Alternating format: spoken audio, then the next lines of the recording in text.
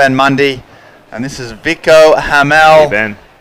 Set the scene. What have we got outside? What's happening in Las Playas Americas Beach, Tenerife right now, Vico? Well, right now we do have some waves. It's pretty much the same setup as every single morning when we arrived. Kind of like this nice sunny weather, not too warm, not too cold. We don't have wind today. The swell is still here. We had some actually good sets. We went for a little surf session. So we will be starting really soon. Local time is 12:45. We're gonna start at 1 sharp. The idea for us is to finish today with the last two semi-finals for the ladies and the men, because for the first time ever we have the QS for the ladies and for the men. So finals day, they're all pumped up. We do have some wave. We are excited. That's right, yeah, and we've got just the 6 heats in general, as you say, 2 semi-finals in each men's and women's, and then of course the finals. So it's an action-packed, short, condensed, just 3 hours of power, really. Some amazing surfers coming up. Women's first, Mordecai versus, of course, Pauline Ado, 2 of the big hitters in the event straight off the bat. We've got some big guys. We've got Jorgen Kuzenet, whose performance in the last heat of the day last night set the whole place on fire. We've got some highlights coming up that show just what's been going on over the last few days, but it's just been a consistently good run of waves, good run of weather. The vibes have been great.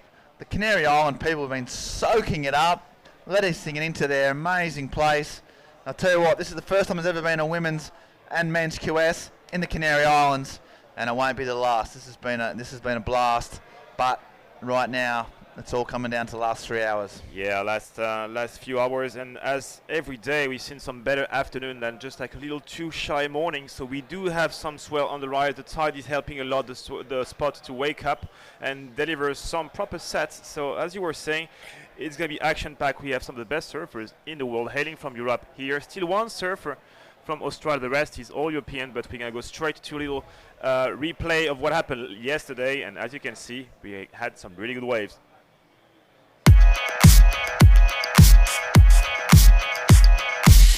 Welcome everyone to the new day of competition here at Las Americas Pro Tenerife.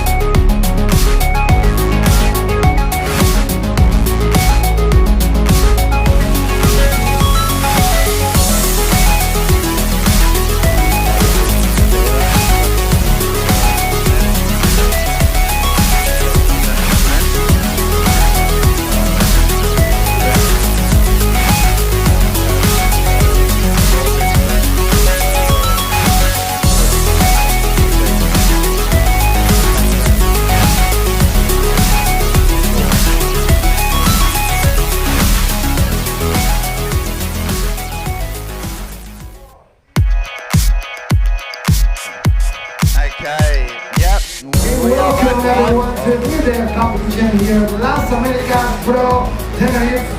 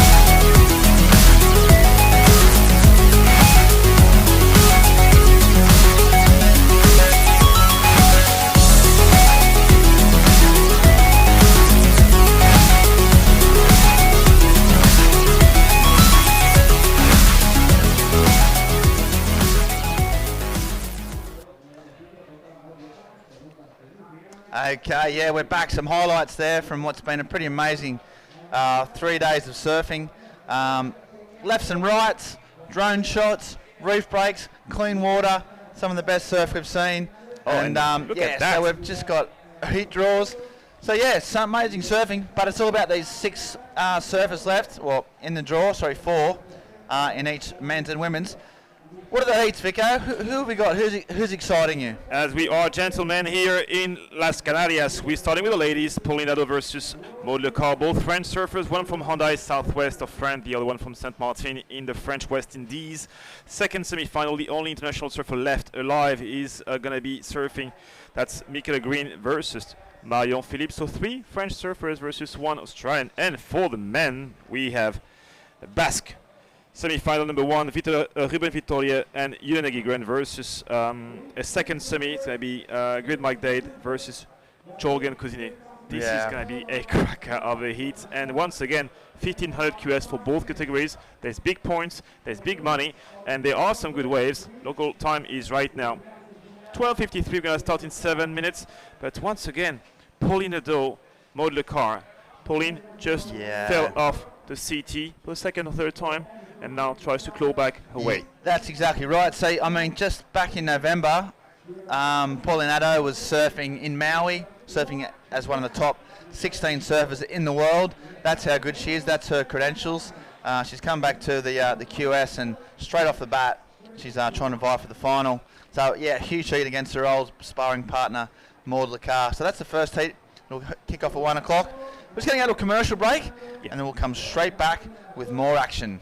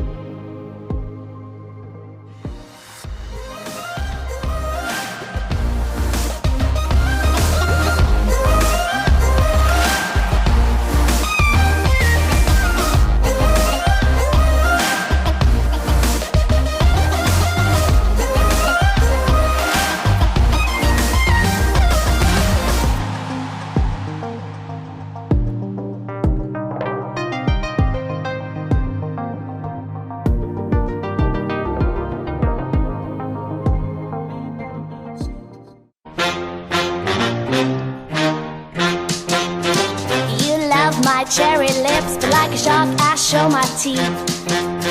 I'll try to be good to you, but I can sting you like a bee.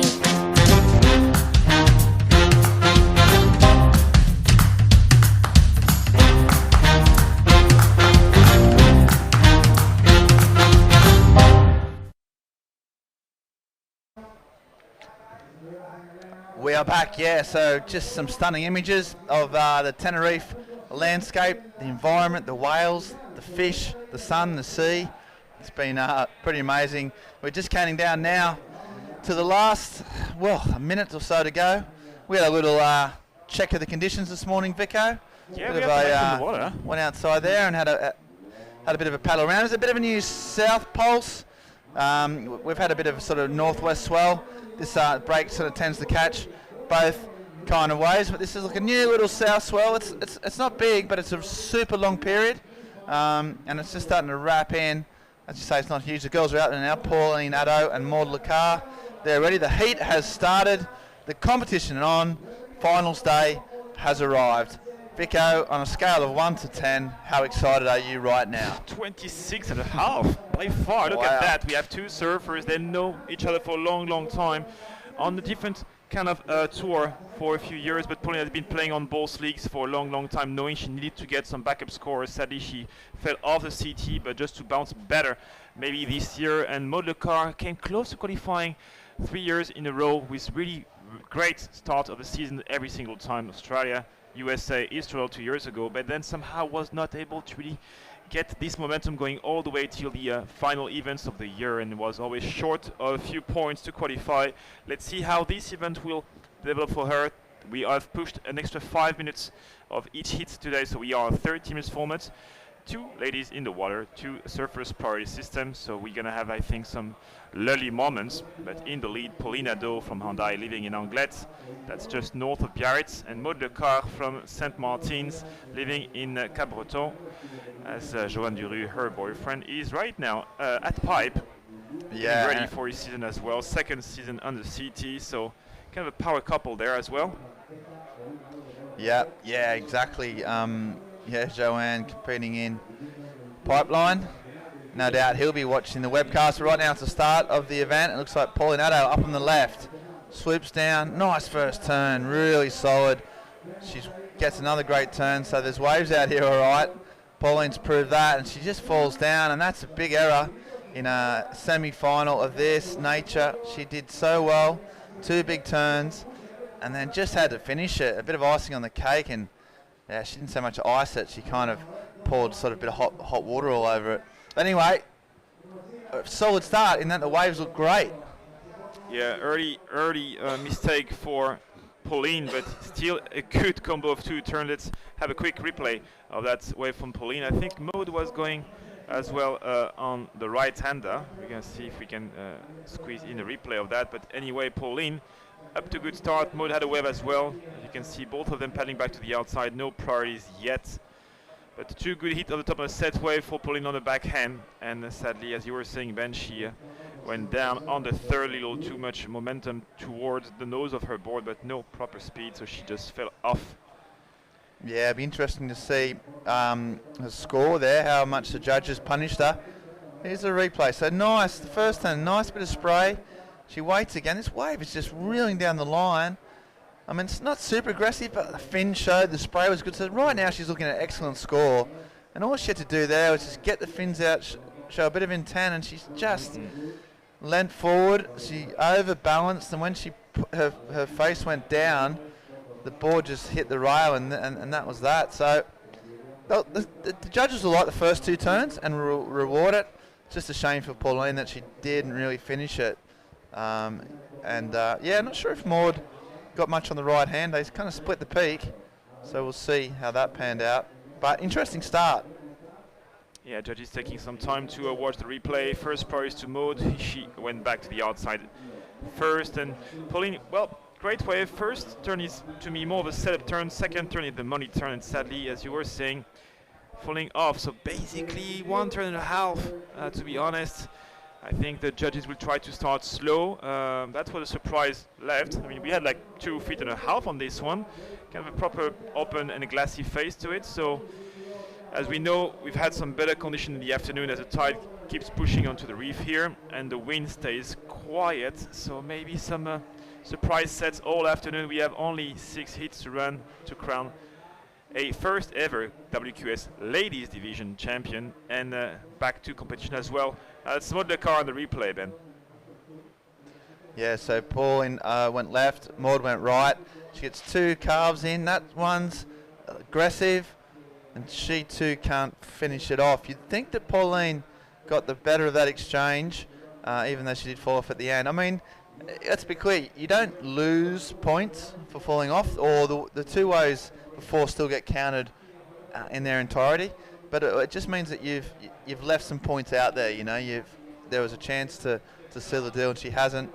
Right now, it's Maud Lacar has got priority, and she's going to go the right, and here she goes. So she's sticking to these rights, obviously a strategy. Wow, big first turn, and gets another one up.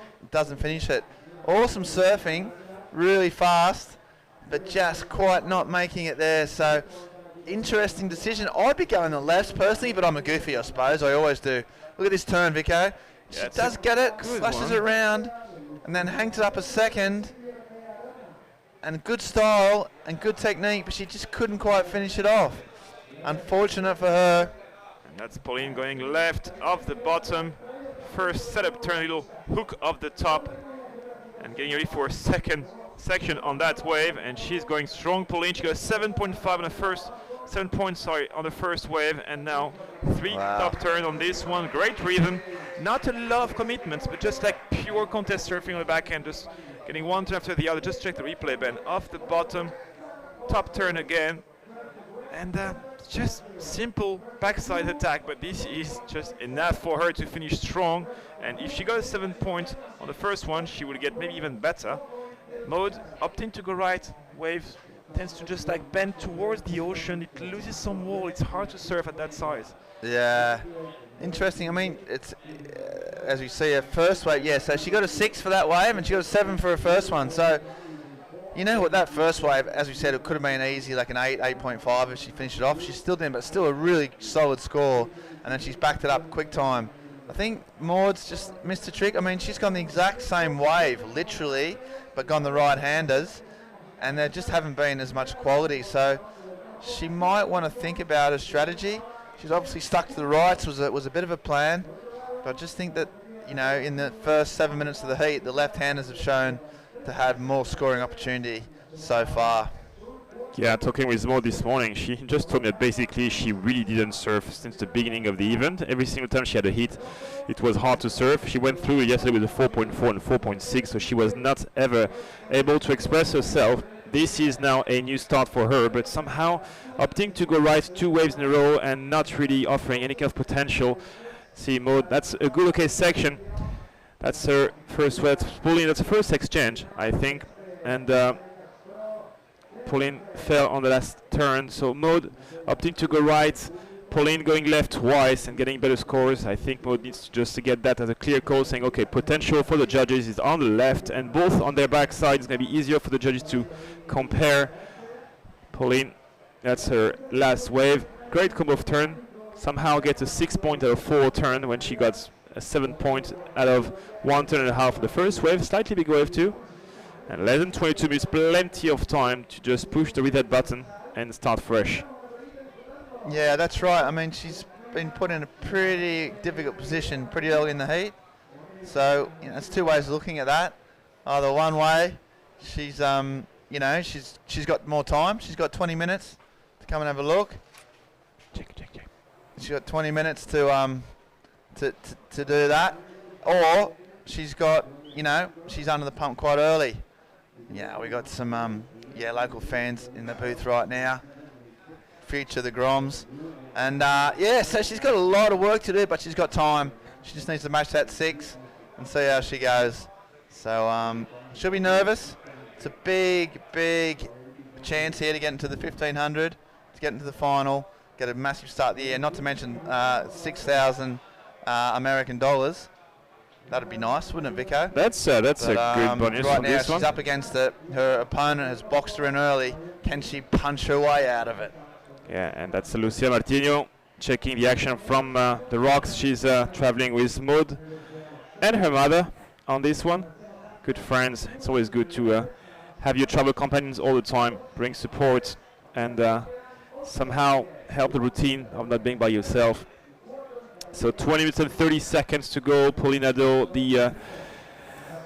basically, she had the most titles of any single female European surfer ever, with I don't know how many European titles, I think 7. Wow. Former junior world champion, I say, as well. So she's been surfing on the city for a long time. And Tell you what, sorry to interrupt with Vector, that drone shot then was just showed that reef, didn't it, really well.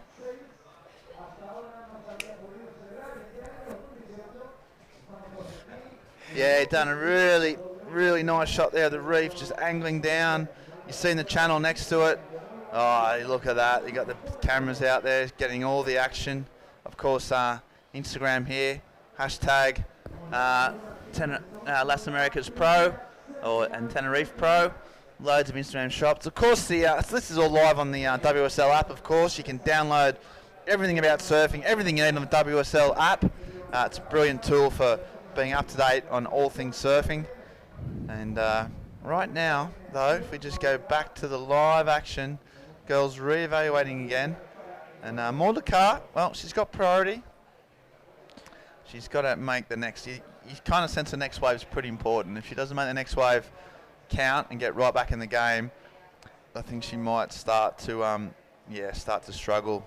The time might pressure. There's that shot I was talking about. There's the mountains in the distance. Looks like Waikiki. Almost. It is like Waikiki. Yeah, You're right. And you just pan around, you might see a Barrow Star Hotel is just around to the left where we've been staying, haven't we? Vicky, just wake up. Oh, look at that. Kids are down. It's basically a public holiday in Tenerife today because the comp's on. Yeah. All schools said, get down the beach. Don't worry about learning. This is more important. This is educational. It's about surfing. It's about Part of your fun. program. Pauline, without priority, fades a wave entry off the bottom. Set up turn on this one, waiting for the wave to offer something slightly meatier on the inside. Nice hook off the top, backside bash of the leap, and she's manufacturing that score. Oh, falls again. 3 waves and twice she fails. I was just about to say, she's really warming up then. That was the best she'd surfed on any of the waves. And she was really just going through the gears till she fell off. This is a great wave. First turn's a little bit flat, but here she starts to wind up over the bubbles. Gets quite aggressive, and I like this next one here. Just releases the fins, and then just when she's about to finish of it, it's a nice section too. There's no need to fall off there. Yep. That's twice in a row. That's something that, I don't want to be overcritical. She was just been ripping the bag out of it. That was a great wave nonetheless. If she wants to get right back at that elite level, which is where she belongs, where she's been, she really can't keep sort of making those mistakes. But I tell you what, prior to that, she just was going ham. And then when we're at the back, Mordecai on a nice left. Oh, that's a nice off the bottom to snap off the leap re-entry. Getting the right arm in the water to hook it up. I like the spice on this one, but maybe only 2 turns. Anyway, Mose is trying as well on the left, which is, I think, the right strategy. As both surfers putting to the outside, pulling with first priority. Real contrast, wasn't it? The sort of 3 or 4 winding turns of Adovers are just 2 big, more higher impact versions from Mordecai. But I liked her aggression. She slammed that end section, pulled it off. I think it'll get her back in the game. Yeah, that's a good thing with Maud. She somehow has a slightly more new school repertoire compared to Pauline. Pauline is just your perfect surfing contestant. She knows exactly what she needs to do. When she needs a 6.17, she will get a 6.2 just because she can. Yeah. Maud Lecar is more, well, she's an artist, so basically she just creates things all the time. She knows what she has to be doing for the scores, but there's always a little more sparkles to Maud surfing. Pauline is doing the job. She's a scholar. She's been surfing all her life, and she just, right now it's going to be about quality of the turn on the quality of the waves. And it seems that Pauline's wave, despite the fact it looked quite weak at the beginning, got a nice inside section. So scores are in, and a difference between last of red and last of blue. A 6.87 for this wave for Pauline. Ben? Yeah, so this was this wave. I thought it was close to a best wave she'd surfed. I tell you what, and then she just gets his third one and misses the fourth. But yeah, another really well served. So she's got a 7 and a 6.87. I'll tell you what, Mordecai, she might be thinking, okay, I'm in a bit of a hole here, but if Pauline hadn't fallen on those two waves, it'd pretty much be, it's been done. The gate would be locked and the horse would have bolted. So she's just left a bit of an opening. It's still a big hill to climb with 15 minutes to go. She's just been getting the best waves, hasn't she? And that last wave of Pauline was caught under priority, so she's just kind of starting. Yeah. She's got just a better read of the waves this morning thus far, with 15 minutes to go on the clock. Yeah, 6.87 versus a 4 point something, and Pauline stays active. Backside bash of the leap. She's entering confidence now. Look at this hook. There's slightly more oomph to her surfing right now. She's glowing with confidence, and despite the fact the wave is not looking that good, she's surfing with a little more speed, a little more sharpness, and somehow it pays off. And this is when you start getting confident, because you know that you're building to a good hit. And Maud Le Car right now sitting on her priority, watching Pauline surfing, is not really in the best situation. Look at that, 2 turns. Yeah, you're right about the confidence, doesn't she? She just looks, she's each and every wave, she's been just getting a bit sharper, a bit more sort of aggressive, a bit more progressive, and you know what? Yeah, she's looking good, isn't she? She's really just hammering away, and Maud Le Car's got a big job to do if she wants to get back in this and make it through to the final. Yeah, that's we're gonna see what the judges recommend. That could be a keeper for sure. With no, not even, almost a keeper. She's dropping a 6.67 just because she can. So a 9.17 is right now Maud Le Car's total, and she needs to make it better because it's just not enough as Pauline is flying over 13. Maud having a look at this left-hander, and up she goes off the bottom. First setup turn, trying to get back some momentum on the little white water, but the wave just dies off underneath her board. She's working hard, but the wave is just not helping at all. Yeah, Ouch. really aggressive, wasn't she? You could really tell she was putting it in. Unfortunately, yeah, you say this didn't have that wave. She looks sharp. She looks like she just gets the right section. She's going to go to town. Look at this. So she took a while to get into it. First turn, really big body twist right around. That's her style, throw spray. It just goes fat here. She's unlucky because those little insiders usually have quite a bit of sharpness to it. It just didn't bowl up, and she did everything she could. You could tell the intent. Unfortunately, the wave selection's been the one that's just let her down at this stage. She got a 3.97, so that's not enough. She needs a couple of 7-point rides to get back in this heat, really. Yeah, but watch out with Pauline, because Pauline, once she is feeling confidence, her surfing is even more complicated to beat. And bearing in mind her best career highlights on the CT were on really complicated wave to surf. Biarritz to go semi-final there, Huntington as well. So not the Fiji, not the Hawaii. Really like some really hard contest wave, and every single time she transcends herself just because she knows that she can get the scores whatever the conditions are. But when it comes to manufacturing scores, Pauline is always there. She calm, cool, collected. Her wave selection so far has been pretty much pristine, and Maud Le Car off rhythm, and maybe going for the first 2 waves right-hander put her slightly off the game. Yeah, it did. It was a really funny start. She just couldn't get those 2 lefts. It was just a little bit deep, and Pauline O'Doe, she picked off those nice sets. Really good wave selection, and justifying the decision to wait to run start the competition now, because as soon as that hurdle went, it's kind of been just awesome left-handers streaming through the sight.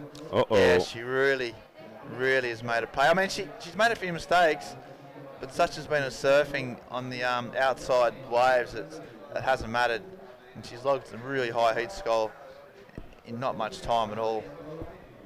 11 minutes and 15 seconds to go. First priority is to Pauline O'Doe, trying to better 6.87. On the other side of this heat is Maud Le Car, right now flying under the 5 points. Not at all reflecting the quality of her surfing, but right now it's all about wave selection and rhythm We know the swell is not really consistent, so it's all about trying to find the right wave. She was going on a good one on the previous wave, but basically the wave disappeared, so you can't really predict what's going on. It's all about trying to find the right option. Next hit is getting started with Marion Philippe heading from Tahiti, opposed to one of the danger from down under, Michaela Green. And let's see how this one, she surfed really well yesterday, Marion Philippe, really aggressive. Yeah, And great wave selection yesterday as well. She's been a standout for me all event. She's been on a backhand, just ripping it apart. And yeah, really aggressive, really smooth. Yeah, and it's been I hadn't seen a lot of Marianne Philippe. I've seen her around a little bit, surfed here and there, but to see her live this week, it's been I'm really impressed. I think she's got a super bright future. That's Pauline's best wave of the bottom to snap off the top and off the lips. Look at that, just trying to get a little more rail into that. That was her very first wave. She gets one on this one and falls straight on her face, pushing too much nose underwater. And then there was our surfer in blue, Maud de Car. That's right, so that was her first wave within a couple of minutes. That was a 7. And this is Maud de Car's best wave. This is where she really finishes off well. Good turn. I think probably even then she could have potentially got her fins a bit out and got a bit more creative, but that was a 4.90. 90. So that was the best wave. As we see another set, and once again it's Pauline Haddo's in position, just looking she sold it to her though. She didn't get it, so that was more the car putting pressure on her, and you can see that she's frustrated. That was another kind of tactical error. And Mordecai, this is her chance. She's got a priority. There's a left-hander coming. And if she gets this, she's back on. Here we go. So, takes off, drills the bottom and turn. Whacks it. First turn is solid. Comes around again. And now she's just praying that something else happens on the wave, and it does. And once again, that's unlucky because it was a set. It looked good, and the first turn was really strong, but after that, there was no opportunity, Vico. Yeah, Maud really going for this one off the bottom. Cracks a big one off the lip, lots of spray, recovers straight on front foot. She's ready, but the wave says, you know what? I'm going to go to bed. Oh, yeah. The CIA is like, no puede ser. 8 minutes and 15 seconds, and Pauline back in first priority. That was Maud's best surfing, and she's already back up, but she will need something strong. Nevertheless, she's pushing hard on this one all the way to the shore. She must have been doing something with the outside as well. Ooh, ow, itch. Well done, yeah. So we'll see what happens at the back there, but yeah, she's fired up. She's not going down without a fight. Here she goes. Whoa, big snap off the foam. This is where we caught up with the second one there. And a third, yeah, power. She's got aggression. She's definitely going to be in the close. She's on the rocks. Hopefully that stick of hers, that mayhem's all right. Oops. Oh. She's great boards at the moment. Her partner, Joanne Giroux, top 20 surfer in the world. He's been working with Mayhem or Matt Biolis for a long time, and so was Maud Lacar, and her boards look great. So we'll just see what those two waves came in. And she got 2 in a row. One was a 5.17. So she's fired up. She's got a 5.7 for that wave beforehand, which was that one turn, the wave that faded out. And the second one could be better, so she's going to be at least making her position a whole lot healthier. Still need an 8.7 though. Last of blue a 4. It was only a 4.73, so I stand corrected. She still needs an 8.7. It's a big requirement, but plenty of time. 6 minutes and 44. And yeah, so far, despite her best effort, the wave is just not helping Maud and favors Pauline, who basically had her second best score, if not her best, no, second best score on a backup on the inside. As you can see this drone view of the reef here in La Izquierda de las Palmeras, the left-hander of the palm trees. Oh, there we go. There's our lifeguards and ambulance officers. Been here all week, doing a fantastic job. Been super active. Just been around the site, checking everything's okay. At one stage they had to, I thought they brought out the defibrillator for Paul Evans. They thought he was actually asleep. He was actually just You Dead. know how sort of dopey and calm he gets sometimes, but they thought he'd had a heart attack, but he wasn't. He was it's just his resting face. But they've been brilliant. They've been really on the job. Just part of the local community. The whole Tenerife and Los Playas Americas getting behind this event, and they've played their small part. And there's that mayhem. There's a backup. You get there for Maud Lecar's board. Boxy, yep. Maud Lecar. I just saw Michaela Green too. She just pulled the cover off and brand new mayhem as well. So crisp one. there's work. But 5 minutes to go. Maud Lecar, she needs to create some mayhem of her own. She needs an 8.7 ride, which is huge, and she just needs an open face. She needs a bit of a set, and she's been surfing really well. I've been super impressed with her surfing. Just hasn't had the waves to allow her to really go to town. And there's another set here, and once again, looks like Pauline's in position. Pauline Look at this set. This is like a proper south swell. Both paddling. Oh, and Pauline on this Pauline, one. do. First turn. Section. Cracks it. Strong. And slips the fin out. And just recovers. And that's the third time she's fallen down. So I think part of that problem is that just on that first turn, which was aggressive, you'll see here though, just at the bottom of fin skid out. So here she goes. She goes up high. Just watch this. She goes, loses a bit, and there's a bit of a bobble. Air drops. Yep. And because of that, she's just a bit out of timing for a second one, and she goes down. So that won't count. It will give Maud Lecar a chance to get back in this. She's going to have to go absolutely ham on a set wave. There's no other way around it. She's going to have one more opportunity. She's going to need to go super big at 8.7. They haven't seen many of those this week, have we, Vico? No, that's it's been quite rare, but well, this is semi-final level now, so all these ladies can actually blast an 8.7 at any moment, as long as the wave participates. Maud Lecar heading from Saint Martin, islands that have been pretty much destroyed with the recent tropical storm, and it's a good thing we are going back there, and especially in Martinique for in March. We're going to have an event in Martinique, then in Barbados. And these islands have been suffering a lot. Maud was telling me about her Christmas back in the island. Basically, most of the island doesn't have power yet. No internet for 2 or 3 years ahead, because everything has been destroyed. They need to just like reinstall everything. So it brings people down to the basic of the life, which is like being together. So she spent Christmas with her neighbors, just with no power, just like working from a generator, and no internet, no phone, no Snapchat, just like being together, working together. And this is the whole spirit that needs to be brought back as well from Saint Martin. We've been talking about Caribbean Island and the shark crisis, but all the French West Indies and all basically the Caribbean islands have been suffering a lot this year, and bringing more WSL even there will bring tourism, will bring surfers there and their staff and the hotels, so that can be bringing more economy as well. That's Maud Lecar up and riding, backside foam climb off the top, snap of the lip re-entry. That's great surfing, but the wave is just too small and not offering more, so she's trying her best on the worst wave because she just has to do the job. 2 minutes and 30 seconds, and she still needs a big requirement. Yeah, no, she hit it really hard, really aggressive again. But yeah, each of her waves have only given her 2 opportunities at most. And the first turn, she needs a big score, so she's not holding back.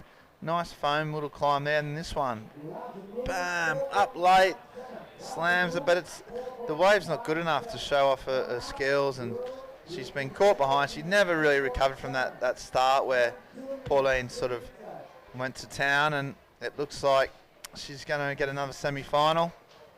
It's been a good week for Maud, but she'll be bitterly disappointed she hasn't made the final and gone all the way. So yeah, an extra 4.57, so basically the same scoreline as her qualifying heat from yesterday, quarterfinal.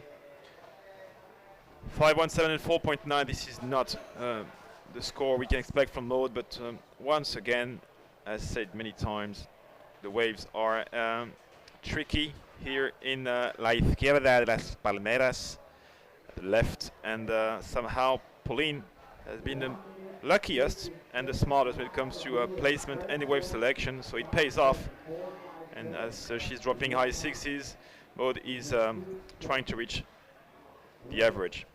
yeah, and you can see her just hovering, Pauline, shadowing her opponent, she's got priority. She probably doesn't like to do it, but at this stage of the game, you can't give anything away. Mordecai is capable of getting a 9-point ride. She knows that, so she's going to sit near her and make sure that she gets the best wave that comes through. So we spin around and look at the sky and the contrast. Those clouds tend to hang over the mountains, but everywhere else is blue sky. Offers a really lovely contrast often. But I tell you what, it's been a contrast of performance with this heat. Maud Lacar has just struggled to get the waves. Paulinato got the 2 or 3 best waves of the heat, and she's made them count. Made a few mistakes. It wasn't faultless, but it's still been dominant.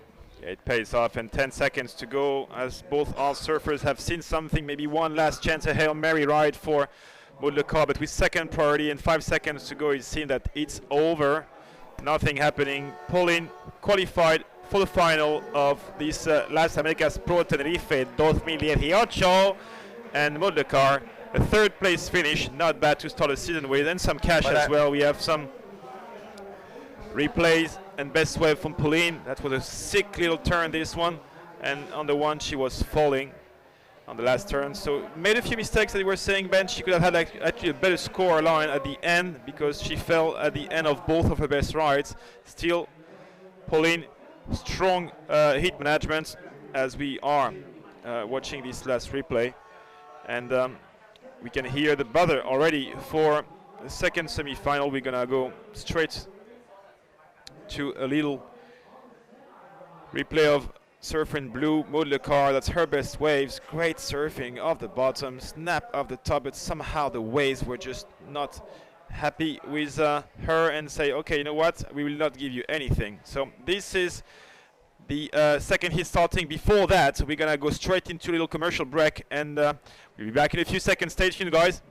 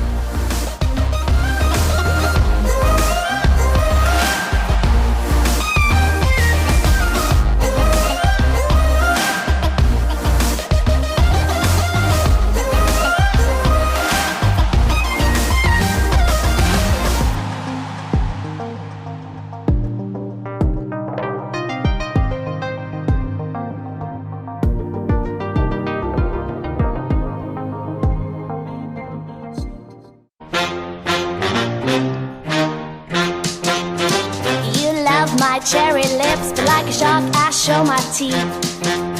I'll try to be good to you, but I can sting you like a bee.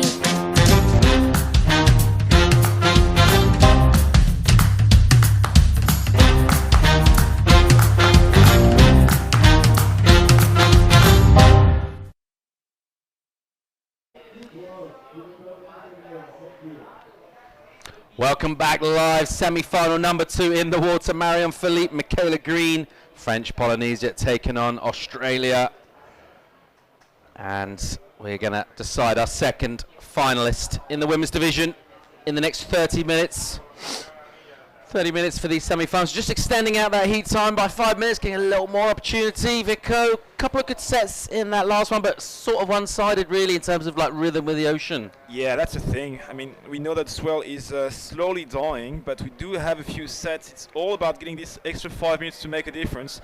What we do know is that the right-hander is not working at all. You want to focus on the left, and Pauline did just that, had a great timing, great heat management, and was the first surfer to qualify for the final of this QS 1500 points here in Las Americas. We are on the beautiful spot, as you can see, this rocky bottom of La Izquierda de las Palmeras, the left-hander of the palm trees, or as we say, palm trees.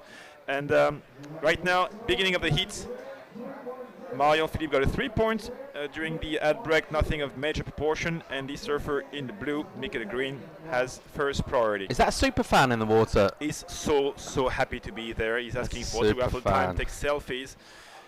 Just really happy.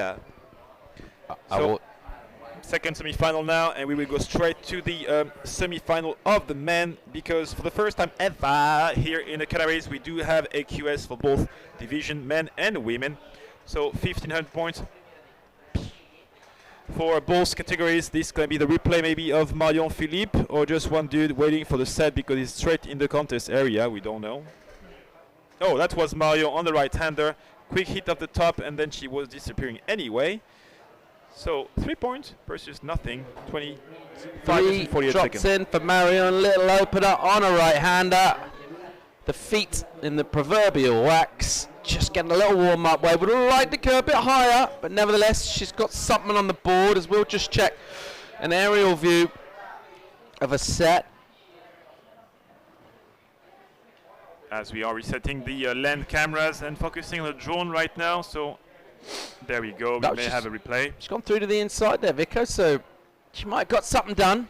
Didn't hear a whole lot happen from the crowd. There's a lot of people down there. I was just down on the right on the rocks on the water's edge of the reef, and there's a lot of people down there. Everyone in the local area obviously knows finals day today.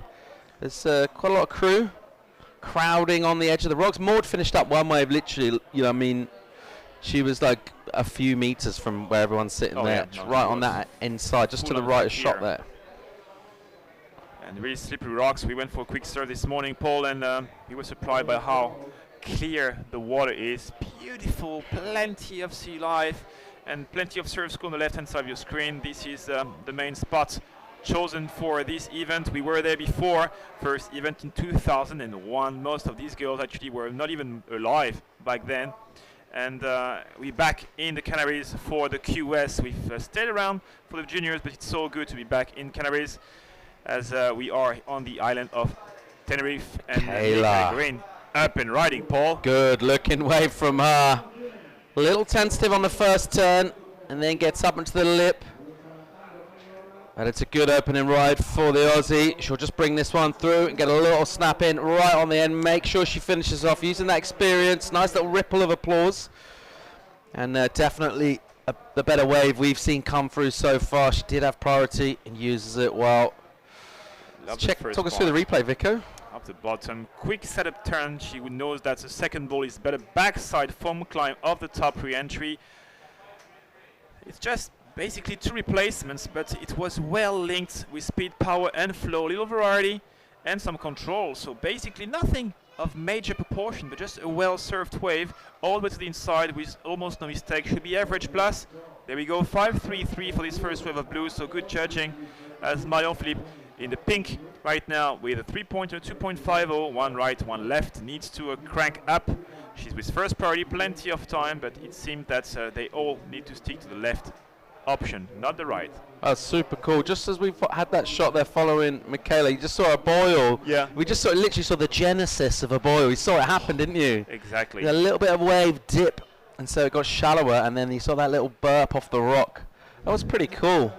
A rock burp. Yeah, I really like that. I really like that. Under that 23-minute mark so far. Advantages with the Australian. She's in blue. She's called green. She's got a 5-3-3.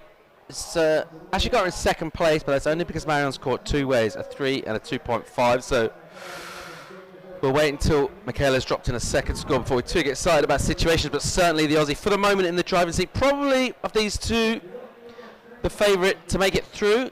But we have seen throughout this event a lot of so-called upsets, and surfers perhaps of lesser experience or stature or even just lower on the rankings get the better over so-called bigger names. So we can't really assume anything out here. Nothing about the hype, and Marion Philippe has been surfing really strong on the backside, so if ever a left goes towards her and offers a proper wall, she would just destroy it. And it's really a contrast of styles and approach of the wave. Marion is really into unleashing 2 or 3 big turns and not trying to work it out too much. And as we've seen Michaela on her first wave, she's really calm, cool and collected. Pretty much like a Pauline, basically just trying to do the job, and getting all the right turn at the right moment with the right style in the exact amount of power, speed, and control. So more of a like experience contest surfing, as Marion is more into the instinct. She's younger, but great display of her surfing in the last few days. So let's see if the spot wakes up and offers her something to work with. Yeah, I definitely like what I've seen of her out here. I think she's got a real nice kind of controlled aggression. Maybe a little bit more radical than some of the other women that we've seen in here. We do tend to get nurse turns in competition, sometimes in like tough heats, and maybe just with the youth as well, and just not really feeling the pressure. She's coming with a slightly more rad approach, so she does her first priority. Next opportunity will be hers. Let's see if we can get her on a good wave and see what she can do. But I have been very impressed with her little off the bottom, off the top combos. Yeah, and 21 minutes to go. As you can see, Michaela is lurking on the inside, trying to see if something can happen to her. We've seen basically the same starting zone of each wave, just off the reef. It's a little reef break, but we had some insider like that just like go wider, and that's Marion Philippe up and riding on a really small wave. Hits the first turn, strong second top turn here, and she needs to finish with his backside of the re-entry. That's great surfing from Marion, as said before. A little more oomph to her maneuvers, and somehow a slow start, but great finish. Yeah, started off slowly that wave, didn't look like much, and then it steepened up 4 up. She definitely does need a wave that gives a little more vertical lip. But let's just check the replay here. The entry, the wave just kind of wobbled a bit before it really did much, as she gets a soft section and just snaps a check-in turn. Another one, no real damage done. And then this one's better, up into the lip. And then again, that's that little combo of third and fourth turns. And she's definitely going to improve on both of her scores that she's got so far. 1940 on the clock. She'll make her way into the lineup. And this one's shaping up. Love to get some more sets come through. Give these women as much opportunity as possible. But I think that score will be interesting to see how that compares to Michaela when at 5.33. It's still average to good surfing, so we're going to see how the judges liked it. Basically, one okay turn. The rest is basically just replacements and quick hits. But in any way, it was done with little variety, speed, power, and flow, and well surfed. Was smart surfing on that wave. She tried to put enough emphasis on her strongest turn to get some more spray, but it remains a small wave and just controlled surfing. Less than 90 minutes to go. Judges having a proper look at the replay. Julian. Oh, yes. Speed. I think everyone watching all around the world, whether it's via the WSL app, which is free and you should definitely download, or whether watching via a browser, will understand what speed's all about. Power, again, fairly easy to get a handle on what power serve is. Tell me about the flow. How do you score flow? Well, the flow. What does that even mean? Yes, of course. Well, basically, there used to be a time when style was part of the criteria, which is obviously subjective, and we're already talking about judges, human persons, basically giving scores about something that they think is good or bad. The flow, if you just compare that to music, for example, will be something that somehow sounds okay. Everything is, it's not pitchy, everything is the right rhythm, the right cue, the right instrument at the right time. Surfing will be the same. If you just check one wave, sometimes people say, okay, there's no flow because they just are confused between linking and flow. Flow is basically a treatment of a wave in its entirety, and there's this feeling of completion. Every single turn links to the other and feeds the other with more speed, with more momentum, with more verticality, and every single thing seems to be making sense. No flow means sometimes just like stopping cockroaches, just like try to hit without taking any consideration for the wave itself. You need to surf with the wave, not against the wave. All right, thanks for clearing that up. That was really confusing. Yeah, actually. That was terrible. So I feel like I might know less about it now than I did before. No, it's an overall visual impression, basically. Yeah, it's just more than a feeling, you know? More than a feeling. 17 minutes and 20 seconds to go, as we do have a little lull in the action that allows us to be even more stupid than usual. Anyway, this is the second semi-final, and Marion Philippe got a keeper of a score with a 5.4, so 0.07 over Michaela Green on a longer, better wave. Judges saying, I like this because there's slightly more power and maybe less flow, but still a little more instinct to that wave. Quick in and out for Marion. She had second prize, so Judges took a little while to think about that, didn't they? Thought about just exactly how it compared. It was an interesting one. Coming in a shade above Exactly. Things that make you go, hmm. Well, right That now, CNC Music Factory, you like a bit of that? Was that big back in the day, at least Sable Dolon, back in the early 90s? yeah, really? back when I had hair and still a future. Just on your little scooter listening to CNC Music Factory? No, things that make you go, I did have a little scooter. It was a Ciao. This kind of like fake scooter for poor people. Just like basically a bicycle with a little engine on it. But And look at you now, Rico. You've Yep. turned your life around. yeah, I have a Citroën. Out here in beautiful Las Americas Pro in Tenerife, of course, finals day. We're very excited to be. Well, we confirm we're going to the final, or we confirm we're just running semis on both sides? I think we take it Taking a heat by heat. heat. You know, I'm really stoked.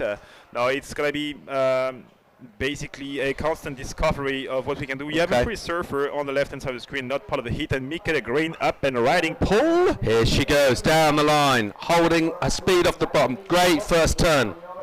Again, another good hit. Her better wave than the previous. And again, another nice turn. And guess what? She doesn't quite get the... Ooh! That was full-on Carpaccio for Michaela. She really went off the rocks. We could have had contact there. I was just about to say she's going to make that last turn. She would have made that last turn. She was actually just right on dry rock. That's why she had to abort 3/4 of the way through.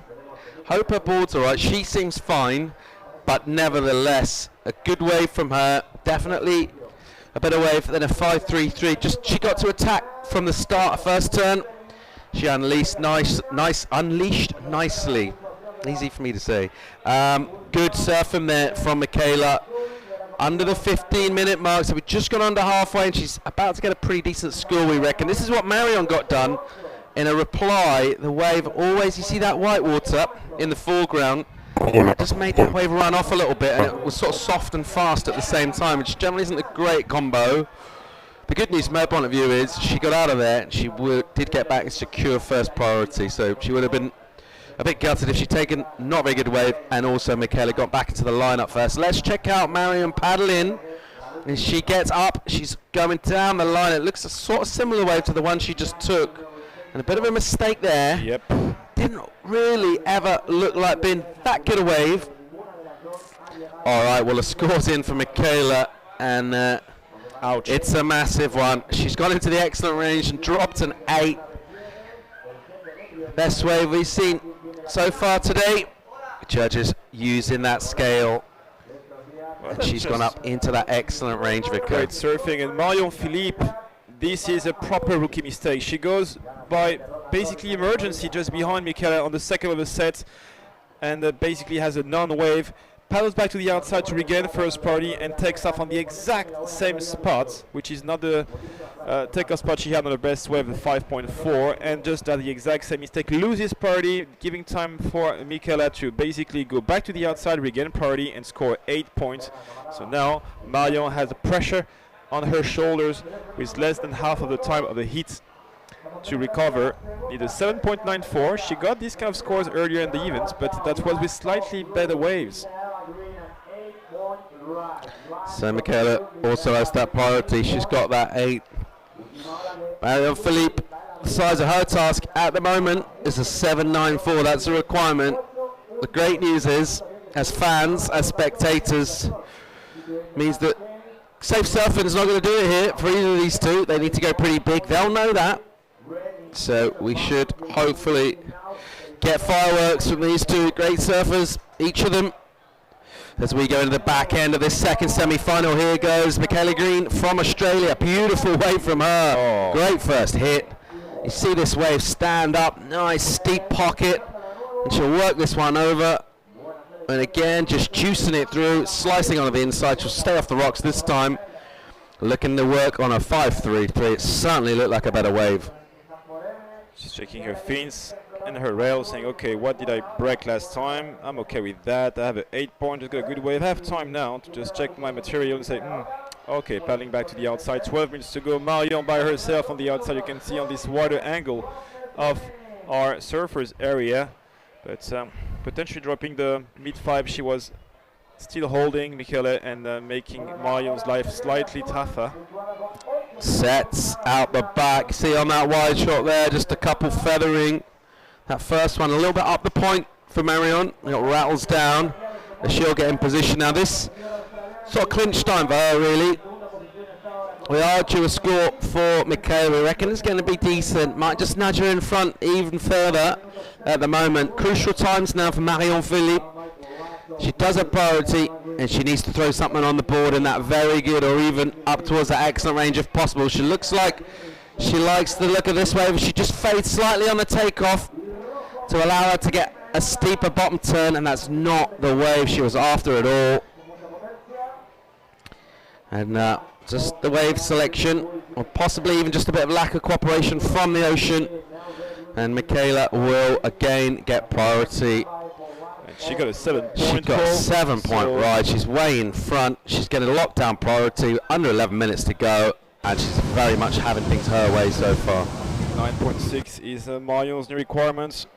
She will not better 5.4 with this last left-hander. 2 good turns, but nothing compared to Michaela's last and 2 best scores. So let's see how things are panning out for a young surfer from Tahiti. She's young, and she still needs to learn. We learn every day, but when it comes to heat management, she made a few mistakes, and so far is now forced into basically waiting for Michaela to get a wave and try to do better if ever the ocean provides her with something better. So 10 minutes to go. This is second semi-final. Who will be from Michaela or Marion joining Paulina Doe in the first ever final of a ladies WQS 1500 here this year in Las Americas, Pro Tenerife. Yep. So good to be back here, Paul. At the moment, it certainly looks like it's going to be Michaela Green. Marion Philippe definitely wants to get her skates on. She needs a 9.6. She's going to do it in one wave, or she needs 2 waves up. Well, she needs 2 waves that will need to be at least in the very good range, 7.5 or higher. If she's going to do it 2, or a couple of excellent waves, she needs to go big, basically. She doesn't have first priority. If you just think the sets are coming in roughly every 5 minutes, so let's say she's probably going to get another opportunity, assuming Michaela takes a wave relatively soon. Well, the good thing for Marion, that's somehow the judges seem to be liking her surfing quite a lot. Remember the beginning of the heats, she got a 5.4 out of 2 turns, when Michaela got 5.3 out of basically 5 turns. So all she needs is the canvas where she can express herself, and time is of the essence now. Not that many sets, but we do have a little motion right now with both surfers going in different places. Marion sitting basically on the sweet spot of the reef. Michaela saying, you know what, I have 8 and a 7. I'm going to take it slow, just let you surf and see what I can do after. So Marion having a look and opting not to go, maintaining her priority. This wave was just with no potential. Yeah, she doesn't want a wave with that little section feathering in front. She wants a nice tapering wall, hopefully offering a steep section for her to hit. She's not found those waves really so far. Her first one was okay. She kind of made a score out of that first. It wasn't a great looking wave, and since then she's had a bunch of waves pretty similar where they never really look like standing up properly. Michaela's going to let this one go, so Marion's going to say why not, and it's a steep wave. It's a good first hit, and she'll, oh, that was huge. She blew it. She tried too hard, and somehow there was potential on this second turn, Paul. She could have maybe like go slightly more conservative and get a third one in, and maybe better 5.4 for something else. I like where her head's at. I like what she's thinking. She's going aggressive. She just kind of overcooked that one, didn't she, really? But I like the way she's trying to push the tail out. More of that, please. But needs to nail that execution. 7 minutes and 15 seconds. Michaela Green having a look, and that's a good looking left-hander. Off she goes, off the bottom, crack off the top. Not a lot of spray as she's just trying to speed up to regain control of the inside section, but the wave just vanishes underneath her board, and back to first priority is Marion Philippe. Waiting for last score 2.67, so obviously a throwaway, only one turn on this set wave. Still chasing a 9.6 for this young surfer from Tahiti.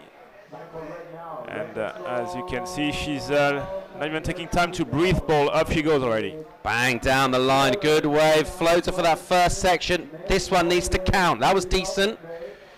And it's gonna go a little bit soft on her here. Not bad, but once again, she's given priority straight back to green. Is gonna control the line up now, 6:20 to go. She'll probably, well, she might improve, we'll wait for scores to come in, but it's certainly not going to be that excellent score that she really needs if she's going to threaten the Aussie. No, I like the way she basically faded her place in the lineup to just go straight off the bottom to backside form climb. That was good. Straight into an off the bottom to top turn, pushing hard, but then basically the wave disappears, and you can see her body language. She really wants it. It's just not happening. The good thing, though, is that despite the fact the waves are not really helping her, she will have no regrets, just trying her best all the time. It's a fine line between being keen and being busy and going on waves that maybe see with the benefit of hindsight, but maybe a couple of her choices, she could have just held her corner and waited for a better looking set out at the back. But obviously in this competitive environment, you can hear your competitor building up a score and you just want to do something about it. So it's always that tendency to take off and try and make something happen, but it's not really. The waves she's had haven't really cooperated. They've not had that good section from the takeoff. She's had to sort of find something a little bit down the line. You see, you just contrast that with Michaela. There's two bombs that she had. Right from the takeoff, she had a steep section standing up. Here we go. Sets pouring through. Michaela, the heat leader, with a very healthy lead. She's also got priority. An 8 and a 7. Way out in front at the moment. Marion hasn't been able to add to her score for a while, last couple of efforts. She's caught a lot of waves. Double her opponents. That's red. Going to slightly more south situation and position. 4 minutes and 25 seconds to go. It's a little more pressure now onto Marion's shoulders. Just already a great performance from her all week long. The big thing that for the first time in the week we just don't have frequency. We used to have like 1.2, 1.3 wave per minute surf with 4 surfers. Now it just dropped to less than half a minute, 0.5 wave per minute. So a little less choice on offer for the ladies. They have to be slightly more picky, and when pressure is kicking in, well, think even harder. As you can see, this beautiful vision of the reef set up underneath the water. Raining down on me. As you can see, they are basically 50 meters off the edge of the wall of the reef. Fun fact about Under Pressure: they recorded their vocal parts separately, Mercury and Bowie, but Bowie cheated and actually listened in while Freddie was doing his part. Fun fact, not many people know that. All right, 3:15 to go in this second semi-final, and that's a beautiful high drone shot of the reef here at Playa de las Americas. We're in Tenerife. It's February, which is mid-winter in Europe. There's snow back up in the Basque Country on the beach. It's blowing a hoolie. It's been pretty chilly down here. It's beautiful bronzing weather. Plenty of crew bronzing their rigs. Just soaking up the rays down here. Meanwhile, out on the surf, we do have Green. Bang, off the top. Pushing too hard and going down. First prior to Marion, 2 minutes and 35 seconds. She has a 9.6 for requirement. That's going to be a tricky one, but she didn't take this one because Michaela was with first priority. Just pushing a little too hard, and look at how the section goes flat. Pushes, and then the wave disappears. Loses all momentum, and down she goes. So, not a game changer for Michaela, but she's already sitting on a pretty comfy 15-point sofa. Marion is not enjoying her time. 5.4, 4.17, and we can see the Gulf of Las Americas just behind. And oh, look at this setup. We have everything, every single side of the island exposed to different swells. We are facing northwest here, but we have a south swell coming with 17 seconds tomorrow. Not ideal for this break of La Izquierda das Palmeras, but it's going to be really good on the other side, I can tell you. And a few hotels around. The best one being the Star, our sponsor. And pink is up, Paul. Philippe on a big wave. This could be her chance. There she goes. Vertical foam climb, stab. Whoa, nice snap from her. On another good turn, she lands it and she'll tag it again. This is good stuff from Marion. She'll tag it on the end. Good wave from Marion. I'm not sure it's going to be a 9.6, but she's definitely going to be back in this now. Unfortunately, time ticking away. Just over a minute left on the clock. Vico. Oh, she's been waiting for that wave for 28. But look at that. Just the wave offers something good straight off the beginning of the top. Is her first turn. As she goes straight on that foamy part. Boom! No loss of momentum. Straight into a second turn. Losing no time. Backside carve of the top. Nice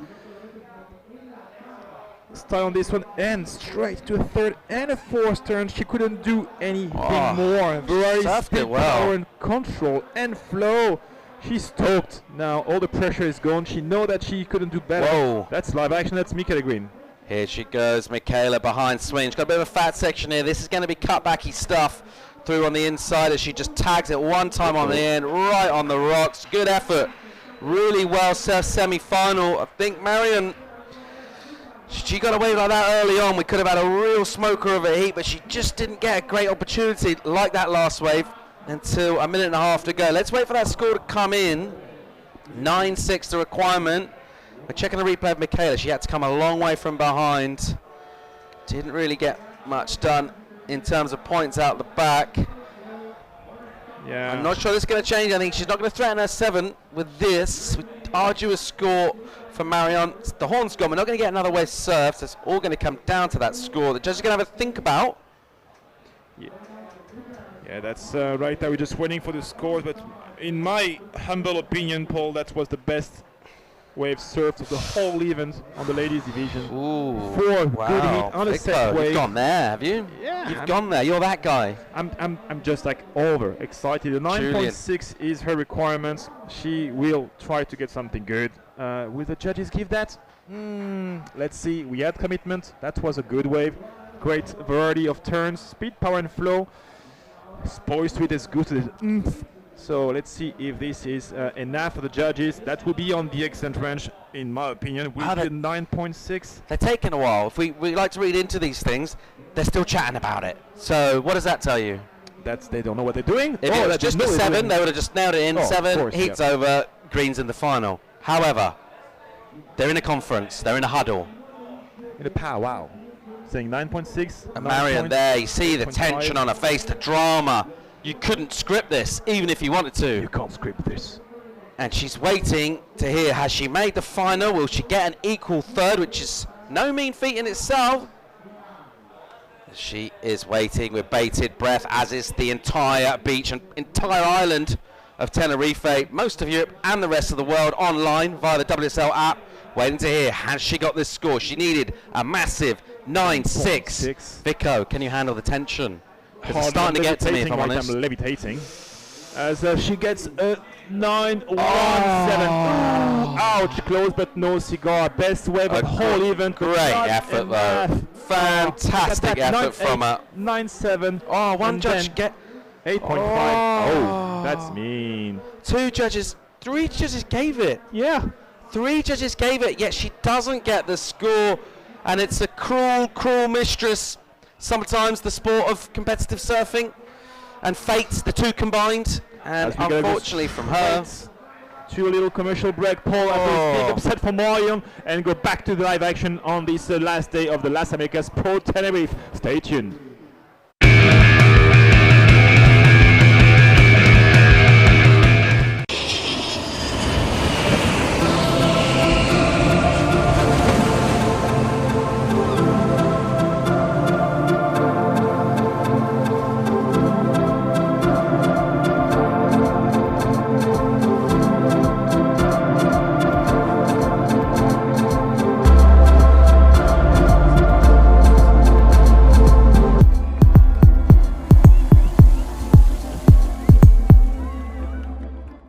¿Qué tal el domingo?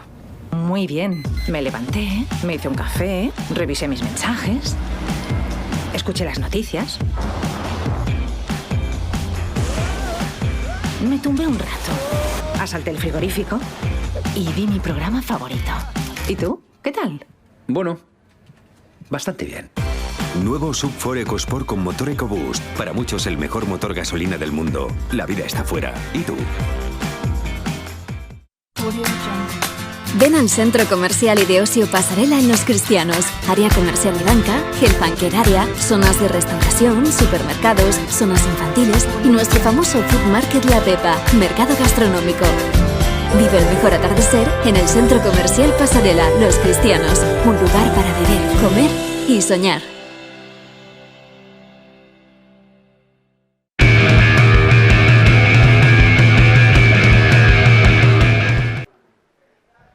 And we are back live. This is the first semi-final of the men's Las American Pro Tenerife 2018. It's a battle of the Basque. Yulen Egiguren versus Ruben Vitoria. Two kind of unknowns. Well, not in the Basque country, but two relatively unknown servers on the QS in terms of big results. And they've come in over the course of the week, consistently proven themselves to be the better of some of the more fancied opponents. Paul Evans, how do you take this heat? Where do you see it headed? Definitely two of the standouts. Vitoria's blown minds, hasn't he? Ruben been ripping out here. He's a real spray chucker. Manages to squeeze so much out of those kind of high backhand turns on the left-handers. And Yulen got a little backside wave then, but he's forehand on those lefts, and he's been kind of throwing those real angry slaps. Those like aggressive slaps where he doesn't always need the greatest of sections. He just winds into those turns. And this is going to be an interesting matchup, this one. They would have surfed quite a bit against each other, I reckon. Yulen a bit older, but they would have known about each other. Obviously, you got the Basque Surf League, so a bunch of regional events up there. Competitive surfing very much alive and kicking in Euskadi. But yeah, this is going to be an interesting matchup. I hope we get some bombs, like we saw that wave at the end come through for Marion that she absolutely ripped. Got a 9-4. Vico called it the best wave of the women's event. He was right. Yes. Well, she was very, very close to just taking it by a whisker at the end. Just fell short.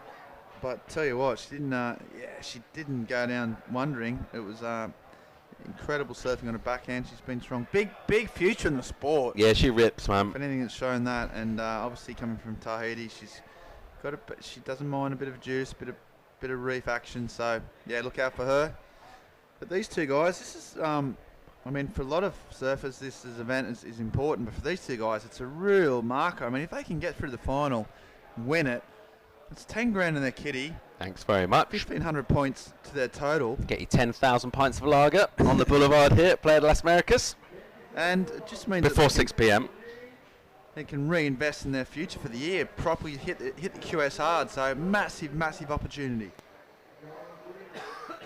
All right, so at the moment it's Iggy with a marginal advantage, 3-1-7 for that right-hander. Couple of quick backhand turns, nothing of great significance. Ruben Vitoria just waiting to pounce in the lineup. He's in red, the right of your shot, the regular foot up. He might be a little bit nervous, so I just actually walked up to the beach there to use and he was puking. Use some of the facilities. And as I was going in, Ruben was coming out in his wetsuit, so he'd obviously dear. he obviously had a bit of the preheat nerves. Good insight, Ben. Maybe a little bit too much information. Nevertheless. Well, he hasn't done a wave yet, but he's got priority. His backhand has been absolutely vicious. He's been knifing these left-handers with that Pukas. Lovely board. He's got the pink bottom. Accelerants. Yeah, Max. And the little pink shades on the bottom. And the little check rails on the top. Real distinctive spray. And he's just been smashing these left-handers with his backhand really fast, really sharp. So, but right now, he's just waited 5 minutes. No surfer yet to really get a positive, really good score on the board. A little bit nervous. I'm not sure if Yulen's got Netflix, but he's got a little bit of a Peaky Blinders vibe to his hair. Have you seen his barnet there? He's got the sort of shaven, sort of undercut. A little bit of a Tommy Shelby vibe going. Yeah, well, I haven't heard. might have the Brummy accent on him. I haven't actually spoken to him in the. He's got the hoop earring. He's just looking strong. He's looking really aggressive, hasn't he? Every heat he's been snapping, puts his arms up, throws loads of spray. As soon as he flicks off, he's paddling a million miles an hour back out there. Like, he's all business. He's not literally here for a haircut. He's going. He wants to go all the way. Having gotten this close too, he can taste it. Yeah, a slot in the final at stake here. Who's going to be our first finalist? The good news for Bass Surfing, they got one of their guys in the final. Here goes Yulin down the line on the left hand. He's a bit deep on this one. He was some ways up the point, and it's a smaller wave that kind of hugs the reef and then runs away. So doesn't really get out to unleash. And there is Ruben in the line. Let's check the replay here. A little kind of decent sucky section, but just ran away from him. And straight on after this seed, of course, we go into the semi-final number 2. Ooh, Irish Six Nations Classic, Ireland v France. Gerard McDade and Jorgen Kuzene. Kuzene and Goni Zubizarreta went absolutely ham last night. Probably the heat of the whole event for me last night. Just every time one of the surfers got an 8, the other guy come back with an 8.1. And they just went bang, bang, bang, bang, bang, all the way to the end. High caliber, high quality surfing. And unfortunately only one could go through, and that was Kuzene, the heat favourite. But just showed you how sharp he is. And one of these guys could be up against him, but right now they just need a wave, Paul. Yeah, Goni afterwards was saying they had a heat together recently, and Jorgen got the best of him. So there's a little added spice in the encounter too. That little cool kind of rivalry between the young buck and the vet, which is always good. But yeah, that was a wicked heat. Well, he's got the last 2, and he's looking really sharp. A couple of times he was sort of, he was behind. He had to come up with something special, and every time he was tested, he came back stronger and stronger. So yeah, not only he's of undoubted talent, but yeah, he was dealing with pressure really well. Yeah, he looks solid. But up against a stocky, powerful, goofy foot from Ireland, who has also been blowing up, it won't be easy. Contrast the styles: lithe, quick fire, natural footer versus stocky, powerful, goofy footer. Yeah, it's going to be one to watch. Right now though, Gurin just looks at that right, no good. It's been a bit of a lull.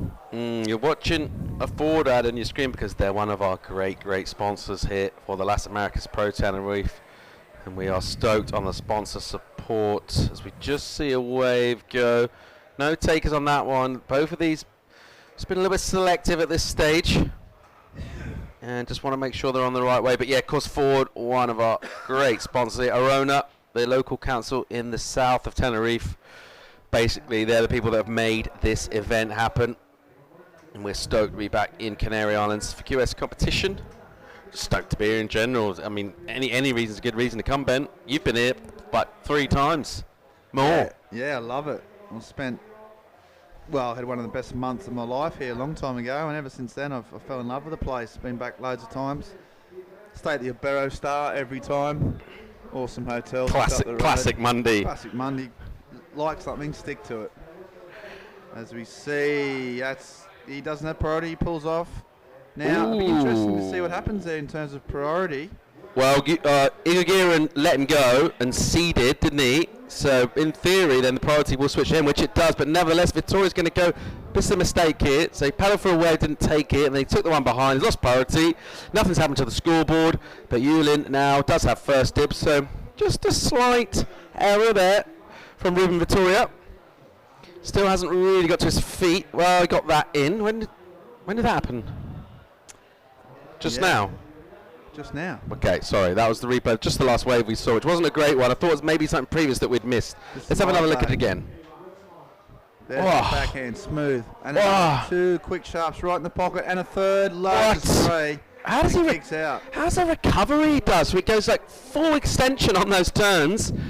Again, right behind him, a foamy wave, snapping a couple of times. Okay, we're away here, Paul. The recovery's mental, how he goes from that coiled down, recovered from a turn. Well, let's have a look at it. Let's check the replay. Here we go. So the first one, this was Vitoria. Bang! Massive rooster tail. Gets so low to his board on that back and bottom turn. Wow, another massive one.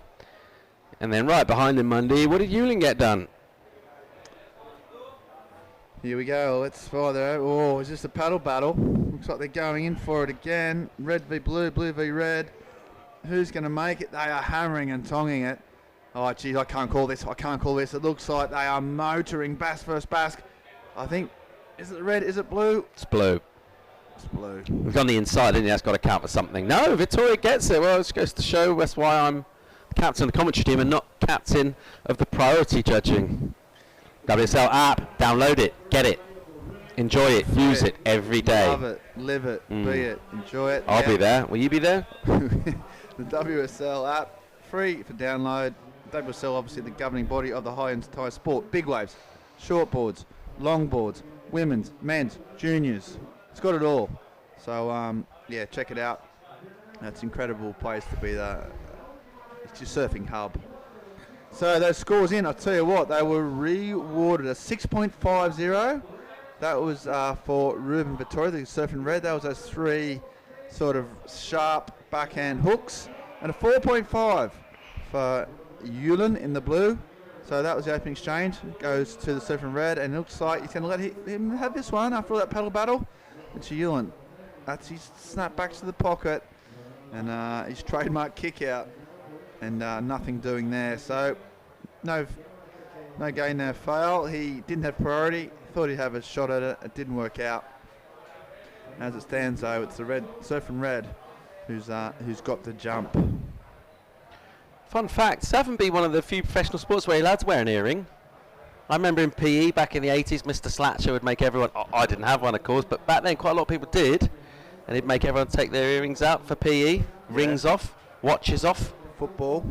Yeah, for any sports. I had an earring in football. I used to put a bit of tape over it. You could tape it up. Like a Burger King worker. Nice. Yeah, you could tape it over. It was fine. Okay, right now though. What, for Aussie rules? No, for soccer. Here we go. 2 snaps, a bit slower this way, a bit slower in pace, but he's winding up. Oh. That was a short little stab in the photographer's face. Oh. And then another one. So he's just... Wow, what's that Pukas on those rocks? That's a magic board, you know, and damage that. But yeah, he's looking really sharp, as he's done all heat. Really good style as well. I'm really impressed with this kid. I think he's got what it takes to go a long, long way. Let's talk us through it, Paul Evans. Here he goes. Up. And then just the precision with that first little setup snap, and he coils. Bang. Hooks it up. It gets a little bit steeper here for him. Makes room at the bottom of the wave, and then he's still not done. He gets a really good last turn in, right on a dry reef. He wants to look after that magic Accelerants Pukas board. It looks like a great board. It's serving him well. Meanwhile, out the back, Igor Gearin with a great looking wave and a massive whack off the top. What? And he throws a huge... Whoa! 2 and 3 are massive turns. 4th is a hook. There's the fist pump. And the kick out as well, of course there was. The crowd's going mental. What an exchange, Mundy. Yeah, well, he's just absolutely stomped that from start to finish, all over it. The first turn was important, and then he just kept going and going and going. So let's have a look at the exchange. We saw reds, so it's a bit slow at the start. Just nice little check turn, but not ordinate. His second turn was sluggish. Still nothing happening, but here he started to wind up. Nice turn, and this last one is perfect timing. Just gets in right before the foam, bam, finishes it. The last one's great, but the overall impression from that wave made this all the more impressive, Mundy. This though, so first turn, that is strong. The fins are out, there's loads of spray. That's technical and difficult and committed. Second is up in the lip again, never loses pace, goes through again, and then bang. I thought he got a bit stuck there, but pulls the nose out, and just a little slash back, and and the chest pump. That's going to go high. That's got to be a big number. That's what we need to find out. Well, it's a 7.67. Oh no, that's not true. And I'm still waiting for that score. So we saw Vitoria's come in as a 5.7 for that backhand. So that was for the 3 turns. I reckon 5 of those points came for the last manoeuvre. I think you might find Egger is going to go excellent range. The contrast in the sort of speed. Got to go high 8s. The criticality. Yeah, it's going to be a really good number, we think. 14:30 to go in this first semi-final for the men. Las Americas Pro Tenerife. And he's going again. He's up. Here goes Eagle Gear and bang again. Just throwing buckets off the top. Just love the aggression as he drives into the lip. So he's giving the judges a bit more to think about. So he's due 2 scores. He could get rid of both of his waves potentially, but we think certainly not the last you saw, but the previous to that. Wow, that turns big. But he belted it. He did like 3 of them on the previous wave. And we are anticipating a big number to drop in. Oh, Ben's got to catch my breath. I'm excited. Flustered. There we go. He needs a 7.7 before those 2 waves. I'm pretty confident he's going to get that. So that second wave that we saw, when he just went to town, the spray. I'll tell you what, it's always a judge, isn't it, when the crowds just start going ham. It's just an instinctive thing. When you see good surfing, committed surfing, it just makes you whoop and cheer. And there was plenty of that going on for his wave. And look at him just paddle straight past the Basque guy. Typical Basque manoeuvre there. Straight on the inside. Classic Eggy Gearin. Straight up the guts. And he's feeling pumped. The adrenaline will be going. He knows he's had a good wave. He's just waiting on the score though. Yeah, there he goes. Give me the score. Hit me. Judges having a real good think about this. All right, it comes in. So the first wave comes in. No, what? A number appeared on our screens, and I thought, well, there it is. It comes in as a 7.5. So that's the previous to last, and he's got another score coming as well. Well, there you go. We may have been guilty of over-egging it there. I think he's still going to improve on his 4.5. Let's see. Okay, this is a 7.5. Up again, 2 massive turns. And then again, this sort gets you 7.5. Whoa, really sharp. He digs a bit of a roll there, and then the end bit wasn't a lot, but still carves a bit of a drop wallet and pumps the chest. So, yeah, great surfing. And he hadn't backed up then really quickly. Be interested in his spread on judging there. Be interested to have a look at that. Yeah, it was. But it looks like it's definitely enough to get him up into the lead. So, and he got a 4.83 for his second. So those 2 waves means he's out in front. Oh, he's going right. Looks to the right. Live action. Edgar Gearin under the priority of Vitoria, and he's gone, and he's tagging it.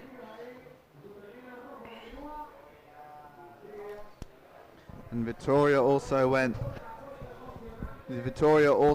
left as well. He only needs a 5.84. So we'll just see what he did on it. Geez, he's so busy. He's such a good style as well. So I think this is going to have a dramatic finish, Mundy. I'm calling. We're warmed up. We're ready for action. We've seen a very good score of 7.5. The requirement for room was both got a score to drop. But at the moment, he needs that 5.84, and I think we could see a classic swing in terms of advantage throughout the back end of this heat. And that's what we want. We just want sets. We want opportunity. Both of these 2 are absolutely ripping. And let's hope we get as many sets as we can in the next 10 minutes and 40 seconds. So the scores come in. It's not going to count for Edgar Gearin, just a low one for that right. So throw away. Are you saying that you want the wave rate to increase? I'd love the wave rate. I'd love it. 7.5? I love it. We're on 0.62 at the moment, which there's certainly no shame in that, Ben. 6 waves per minute. That's a solid stat for a man-on-man heat. Yeah, I'm with you. That's a good wave rate. You're talking my wave rate language. However, I'd just like to see some of those bomb sets come through and hit the reef here as the tide continues to come in. 10 to go. It's still Edgar Gearin in the lead. We are due a score. No, the score's in. It doesn't count actually for Ruben. It's 4.77. That was this. Was that this the 4.77? Yeah, it was. So this was the last wave of him. Doesn't go in his top 2. I think that was one of his earlier ones. I think that might have actually been his 5.7. So one of his counting waves. And he's motoring back out the back. But you know what? he's still in second, and also Surfing Blue, he's only got a 4.83. He'll be pretty confident that he can improve on that with 9.5 minutes to go on the clock. He's also got priority, Ben, so we might get an opportunity to just nail something up first and really hammer home the advantage. Let's see how this pans out. Vitoria looks keen under Euland's priority. Ruben's gone. It's just not much of a wave. Soft, small, runs away from him. The kicks out straight away. Nothing really changes, obviously, priority-wise. And he'll just have a look again. He can afford to do this at a moment, speculate. And he'll just see what he can get going on the inside. He's looking for 5.84, and he's not got it with that. Yeah, I kind of get that speculate to accumulate kind of business, but he needs to... More if you're going to punt or do an air or something, isn't it? Yeah, You probably need a set to do well out here. It's not going to help you. You're not going to get the score, so you might be better just kind of staying in position. Maybe he was confident there was no sets coming, and he's back out there, so he probably knows a little bit more about surfing than I do. But he needs, in the end, he needs a 5.84. Really tight, as you said. There's going to be more drama here. These two guys have been going hammer and tong. They know each other surfing so well. And here he goes. He's pulled the trigger yet again. Small left. Gets a bit of a cut back in. That's got light spray. The amount of spray he generates, given the small waves. And he just does a bit of the old claim to the judges there. I don't think it's going to go on his top two. Don't think he's going to threaten his 5.7 with that. He needs a better wave. Decent entry. Little pump. Sets up. Just not going to blow the judge's mind with this sort of stuff. This one's better. Again, good spray. Nevertheless, if you compare that to his 5.7, decent hit on the end, but probably going to be a throwaway. Although, well, you know, we've been wrong before. Let's wait until that score locks in. But we think the situation might remain as we are. And Iguaguiran out the back. Been a little bit patient. Does have that priority. 4.83. His backup they'll need to work on. There's a requirement for Ruben Vitoria. He's got 2 scores to drop in. Alright, Euland looking kind of keen on this. He's got a decent looking wave and he's up. And he's going down the line. He'll go into a setup snap to put him back in the pocket. And he'll get another cut back. Uses the rail. Releases the tail. And he'll snap again. And he'll go, wow. Really close to the rocks. 4.83 is what he's trying to beat on that, Ben. Yeah, it was a nice wave. It just never got... It was quite lateral surfing. The wave didn't allow him to drive up into the lip, so he was forced to do sort of cut back. So I like that little bubble there. That's usually when it's a bit of a bigger set, when those bubbles show up. He comes around here. That's his first sort of carve. Not a lot in that. This one here again, he's forced to go back. There's the rub. Bit of release. That was nice. And then he's got one more in here. It was a bit flat again. So a bit of... You know, not through his surfing, he was doing everything he could. It's just the wave was a little bit sort of didn't have enough steepness on the face for him, and that could hold. It might be a tiny bit improve his score. It's around that mix. He surfed it well. Men all out the back, as sets approaching. You can see Vitoria eyeing this off. 5.84, his requirement. He is due a couple of scores, but let's assume that that's his requirement for the time being. Here he goes. Deals with some boils. Snaps off the top. That low slung bottom turn, the trademark big spray, sets back again near the rocks and gets out. Well, the wave rate, that's gone north. Score wise, not quite reaching the highs, I don't think, at this stage of the heat. Even that little turns, he generates so much spray. The little top of the wave turns. Back to the source. He thought he might get one more in, but just the rocks turned up too quick. The rocks arrived in the post, and we see. Well, he got a 5.5 to his second last, so it doesn't go in his top 2. He's still got a score to come. 5.7 is Ruben's low score, and he got a 5.5. Another score to drop in. Euland also went on a score for that last wave that he's just ridden. And his last 2, they're both at 3 somethings. They're of no real consequence. He's not attacking that 4.83 for the time being. We're unchanged. I think we're all up to date with scores, it looks like. And we're basically in exactly the same situation. However, could be crucial, Mundy. Ruben is going to get priority. Yeah, that's right. With 4.5 minutes to go, he's Going to be able to pick the first wave of the set if it comes through, or the best wave of the set. He's going deep as well. He seems to be pretty keen to get out there and make a mark. Let's see what Yulin just sort of stuck here. This is the trademark. Puts it back, arms spread wide, twists the arms around, bit of release. Crowd go wild in the foreground.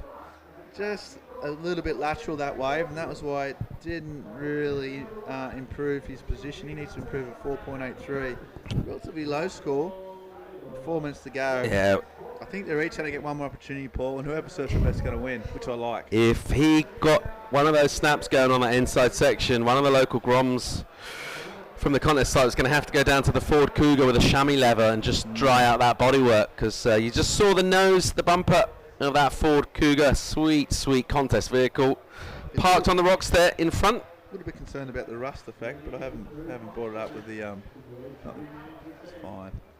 3:30 to go in this one. Priority, Vitoria advantage. Egagiran, Ruben, Vitoria in red, looking for 5.84, and we've got paddling, and that generally means we've got sets, and hopefully that means we've got surfing. It's going to be Ruben having first dibs, absolute bomb. Looks like we've got two waves feathering out the back, Ben. Let's hope we get an exchange. This is probably the biggest wave we've seen in the semi so far. Here goes Ruben. Oh, he goes down. Down on the takeoff. Egagiran was going to go the right on that because he was wide. He's disappointed. I said he was going a little bit deep. I thought he'd paddle up the point a little bit. And I think he found himself just out of position, and that's why he went down. So let's have a look at it. You can see it there. It's a solid wave.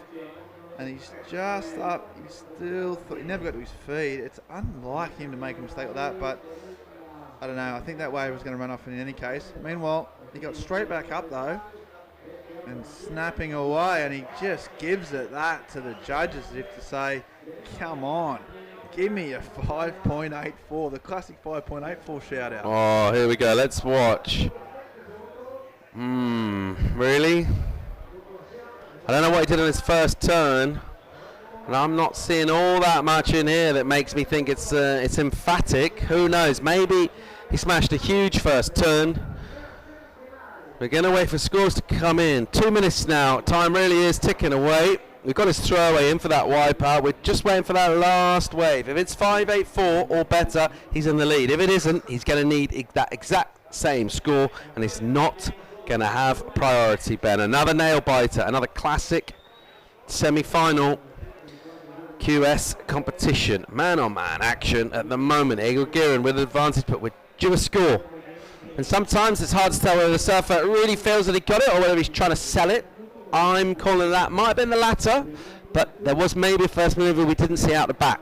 Yeah, hard to judge without seeing that first turn, but once again, so obviously Vitoria not having priorities, paddling way out the point, and Yulin's just hoping he doesn't. Yulin looked like he turned around to come in to meet him so that he couldn't get something on the way back out. Did he do that? Am I making it up?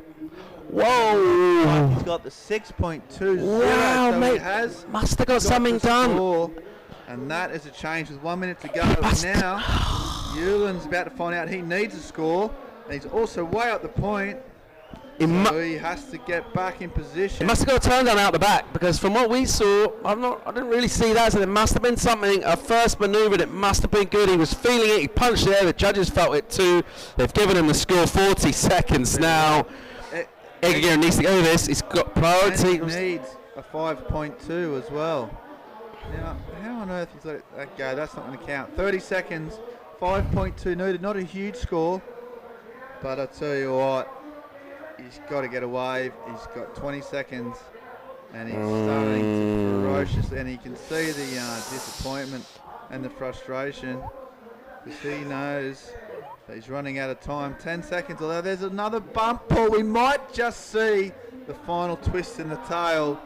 5 seconds to go, and he hasn't. That is it all over, folks. The Battle of Bass goes Vitoria's way, and you can see the real disappointment in him. He's talking to his mate. He knows it was hard. Here's a replay. I think it's the last way that he fell off, and it won't count. And there we go. Slash. 2 turns. This was one of the earlier waves.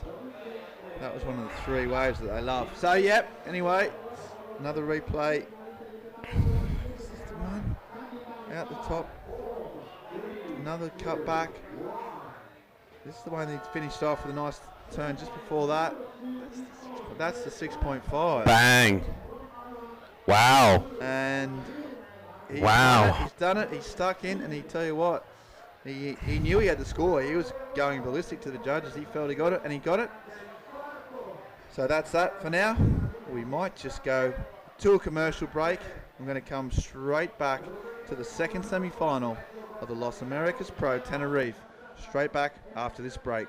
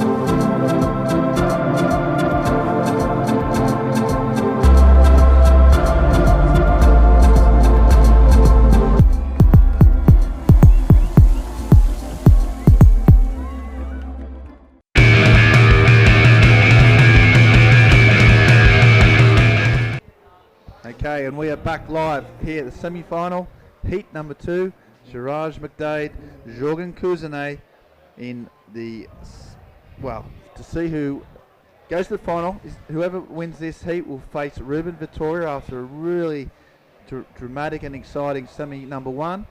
And let's get this started off with the Irishman. He's been loving these lefts, straight up and down. Goes late, 2 turns, and that is all he's going to get. Both strong, but not a lot of wave potential, but he's got the wax under his feet. He's got his first scoring wave, and we'll see what the judges think. Just pumping down the line, hits the lip, bit of a floater, can't get much release, and then goes whack and gets the fins out and finishes it off. So strong start, not huge, but he's on the mark. A 4.67 is what the judges score that. Meanwhile, the Frenchman Kuzene, what's he got, Vico? That's the typical Jorgen, not really thinking too much, just blasting through the leap, and 2 good hits off the top. First hit was slightly better than Garage, but the second was slightly lesser. So let's see how the judges put this onto the judging scale. But a 4.67, that's such a sharp serve. That's the last turn. The first one was on slightly bigger chunk. Both waves had 2 turns. Jorgen was razor sharp though, wasn't he? Vertical, and then he's got real speed of surfboard, hasn't he? Yeah, great board. He and really knows his board now. 6.0, so the judges like the pace, they like the speed, and just giving him another, 0.3 of a point extra over his opponent. So a strong start with 25 minutes remaining. 30-minute heats, these ones, giving themselves loads of time. There's been loads of waves coming through each and every heat. But at this stage of the game, with plenty of time up our sleeve, you might as well give the servers a bit of extra time, so there's absolutely everyone gets a great opportunity, and we've got another 25 minutes to go. No, that's just a great finals day. We just started when the tide hits the sweet spot of this beautiful brief break of La Izquierda de las Palmeras, the left-hander of the palm trees, and 25 minutes and 14 seconds to go. Jorgen Kuzene earning a 6 points and a 1 point. Charles McDade 4, 6, 7, and so far first part is he's gonna wait for a second wave to turn up. But such a compact, dynamic surfer. Love his style, really aggressive. Let's see if he can find some nice left. He's been surfing really great as well on the right-handers. So let's see, we've seen a few ones on the last hit. Let's see if the ocean delivers as well for the Irish surfer on his backhand. Yeah, that's true. The right's come into play a little bit. We haven't seen many scoring waves this morning. Maybe that bit more of a south swell's come in, taking the edge off the right somewhat. But Kuznets especially, he'll go right. Yesterday he used them really well. Got some airs in. He's got that real snap where he slides. He's bored around right in the pocket. So yeah, he'll go front side, back side. He don't care. And we were talking just earlier on with Paul Evans about the epic battle, the last quarter final where Kuznets overcome the Goni Zubizarreta. Yeah, that was a tough Spanish one. bat. And yeah, so he's been really on form. Well, for the last 12 months, basically. It's a long time Yeah, form, but it's a long sprint. yeah, he's really come of age. I just think the level of improvement has been quite dramatic. And he's been dropping loads of clips. He's been super proactive with his sort of his own profile. He's, you know, every week or so he drops a good little 2-minute clip about what he's been up to. So yeah, super interesting character. But his opponent, McDay, what's he got? Lines up. There's his trademark swoop back into the pocket. It's a little bit hung up. He's got more here. Oh, and he's just come unstuck, and he won't like that. There's that wave reeled off. That was a real opportunity. Ouch. Meanwhile, out the back, can Kuznets make him pay? Looks like he is. Just 4, make that 5. Let's make it 6. Up the rocks, bunny up the last section. Wow. Wow, relentless is Jorgen's long. I think one of the longest left-hand we've seen, going all the way behind the boiler, behind the second rocks, and still just murdering every single inch of lip. Jorgen cutting out his backhand, and somehow a little mistake from Jor on his first turn got hung up, but that's the other replay of Jorgen's setup turn, backside snap of lip number 2. Let's make it 3 for this massive guy. He's 185, 85 kilos, and he just goes as fast as possible. So variety, not much, but power, speed, control, and flow. So let's see how the judges reckon. He got a 6 point of 2 turn on the first wave. That was the longest set wave. Yeah, it was huge, that score, and it just came on the back of McDade making a big mistake. He had a wave like that of similar quality, and he had some sections lining up, and he just made some mistakes. So talk about punishing it immediately, as we see the Ford Cougar down there on the rocks. WSL. Download the app right now, get all the action, all the surfing updates. And Ford been a great sponsor of this event, and all the other events coming up in Spain over the next year. I think we go to Zarautz next in April, then on to Pantin. As well. So a really strong Spanish leg of QS surfing, really getting behind the sport. Ouch. Right now, look at that. Trouble. Jorgen Kuznets, a 9-point ride, folks. So he's a 9-point ride. And that is a huge score. And now he's just made Gerard McDade's job very difficult indeed. Still plenty of time though, but yeah, that wave, look at that. That's a set wave, and it just never stops. First one, he hooks it quite high so he can get more momentum on the way down. Second, slightly more vertical so he can just push water sideways, and then as the wave feeds with the white water from the previous wave, he just keeps going, and somehow that gives momentum to the wave so he can just net an extra 3 turn on that one, backside floater, and he just quits on that one. Job was done. He just displaced all the water off the island. 9 point. Mustache gracias, and just needs to better 6 point now. And for the Irish surfer here, you don't like to see that, but plenty of time though. But combo of 15 points. Ouch. Yeah, combination means that even if he were to get one wave, and the highest he can get is a 10, he would still be behind his opponent. So he needs a combination of 2 waves just to beat him. And meanwhile, nice Kuznets, he's just warming up. He's got real confidence, and he's not done yet. Oh, it's such good surfing. And he shows the crowd. And I'll tell you what, I've been wrong today about the judging. I've been off my own scale a little bit. But if the last one was a 9, that's a I think 12. that wave's got to be right up there again. you can tell the confidence. I don't know if you've ever felt that in your surfing where every turn you do, you feel like you're going to do a better on the next one. That's a bigger wave. Nice snap. Gets up late, floats over it well. A little bit flatter there, but this one was nice, and this last one in. Wow, look at so that. vertical. So they're going to have to weigh it up. It was a bigger wave. Probably had less of the flow and less number of turns, but still super impressive surfing. He's going to make, well, he has to beat a 6. If he does that, the Irishman's in a whole world of pain, to be honest. I can't see him getting out of it.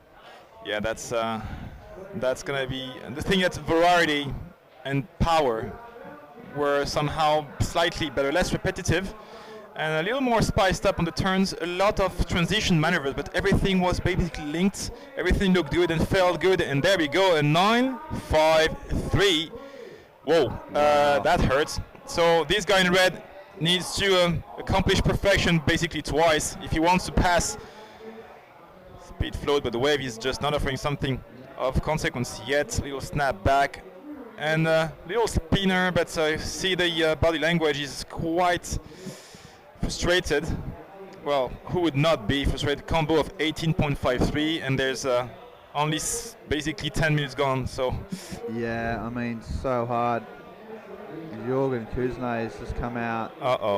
And he's out again. I mean, that was amazing. 9.53. Look how big it is, this wave. One of the best waves. Great footage. That was late, and he still managed to smash it over the top. I mean, he just belts around here again. Doesn't lose any speed. A few little pumps, but not a lot. That's just getting up for this next section, really. That was a little setup turn for this. Goes up late again. Floats it over. I mean, this is in slow motion, mind you. And he's still rattling along. Yeah. And then that's a vertical stab. Good technique. Good style. And he's not done yet. So, wow. Incredible surfing, incredible footage, incredible waves, incredible times.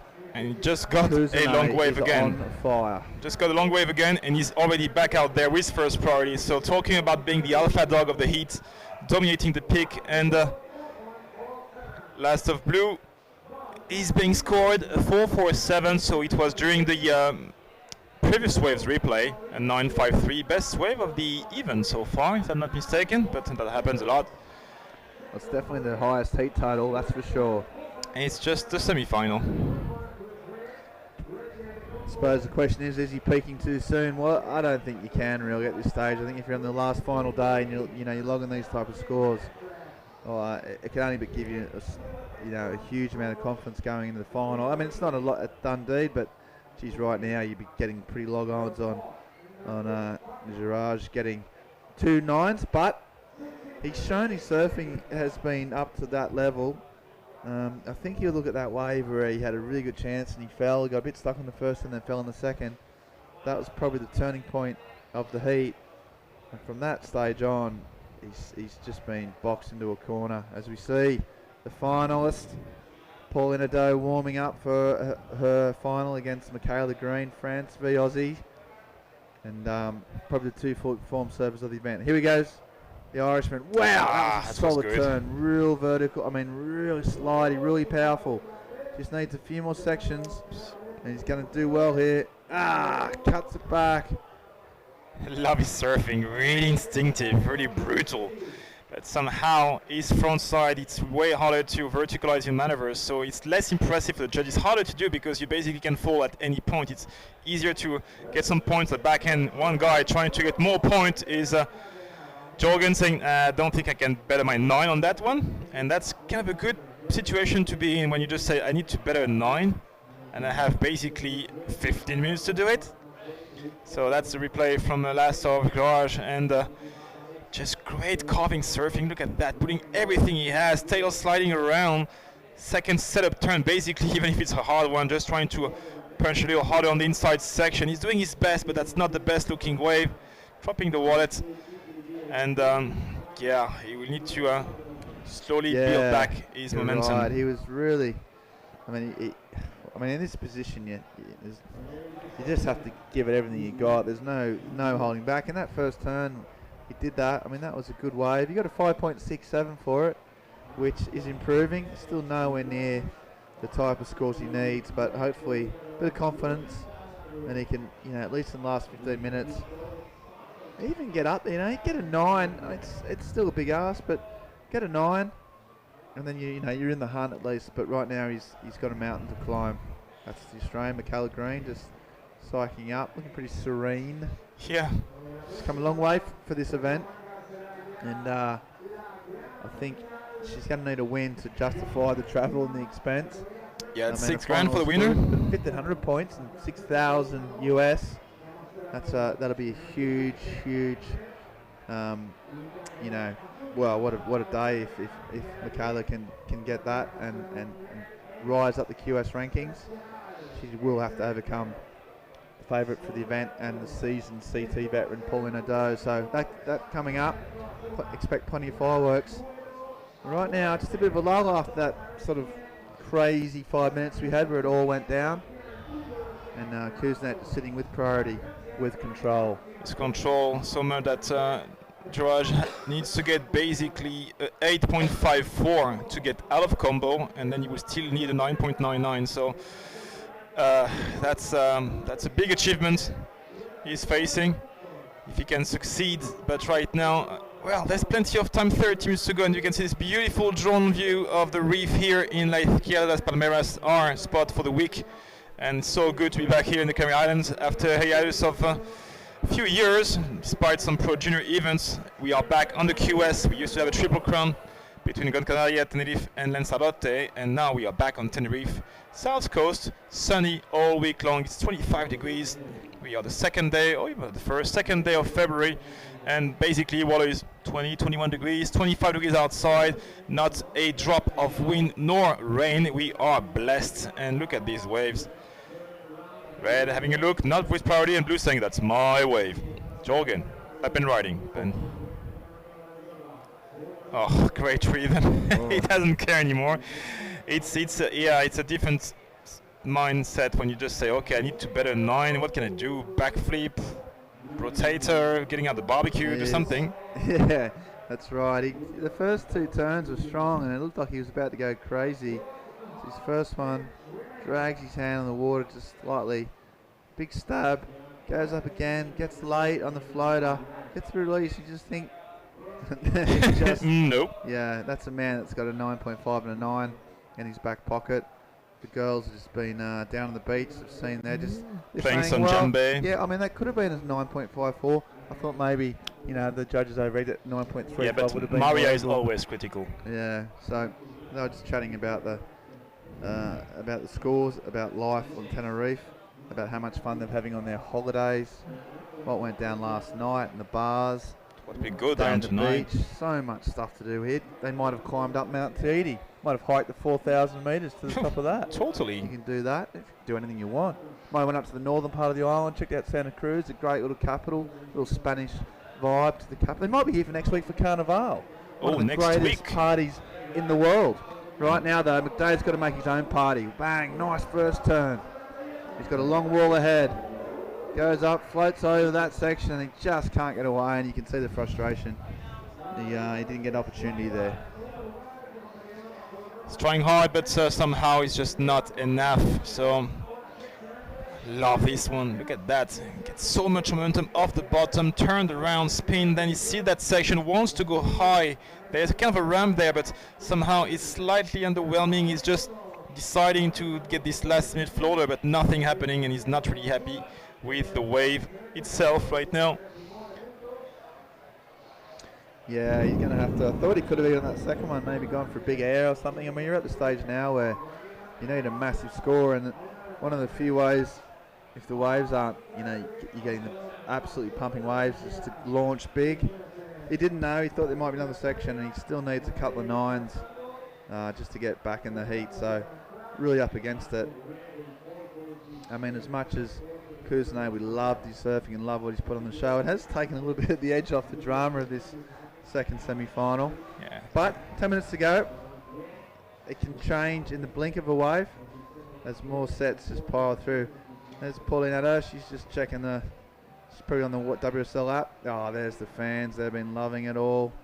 Just stoked, absolutely stoked on the day. Competitors have been watching it as well. Still coming back. Been out of the event, but still in here for the, just for the vibe. The general enjoyment. That competition area is just really nice and breezy. There's some warm-ups from Paulina Doe. So much going on, Vikas. Yeah, always something happening in Tenerife, and 9 minutes and 35 seconds to go. Some rock dancing. Kids playing in the pools. Girls on the WSL app. Of course, that's Lucia. No She's doubt. always on that. Not taking selfies whatsoever. There they are. There's fans about to go for a surf at the surf school up the front there. Really fun. I mean, look at that smile. And here they're just judges going through how the scores there. That was like a bit of a intense sort of situation. Less intense. Geez, he was having a good time. Loving life. Was even without the harmonica of the beach announcer yesterday. Yeah, it was amazing. So much fun. Live jam.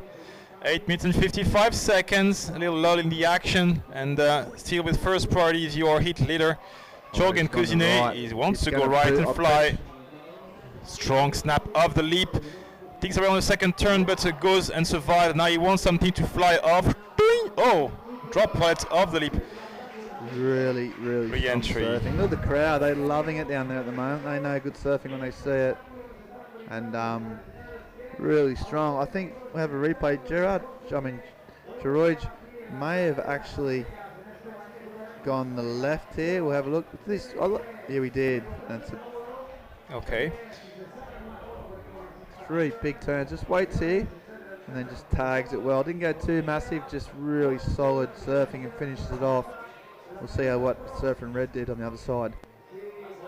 Yeah, let's wait for the judges' call on the last one, as George is now by himself on the screen, waiting for his last score, trying to get that off combo for the last 10 minutes.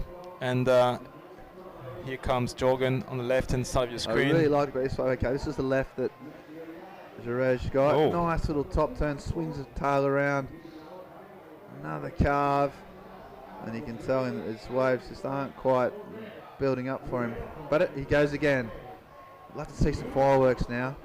First turn is strong. You have to go big here. Wow! Oh. That is strong. And another one. Oh, look at that. That is 3 turns Great now. surfing, Ben. We'll see if that gets him back in the game.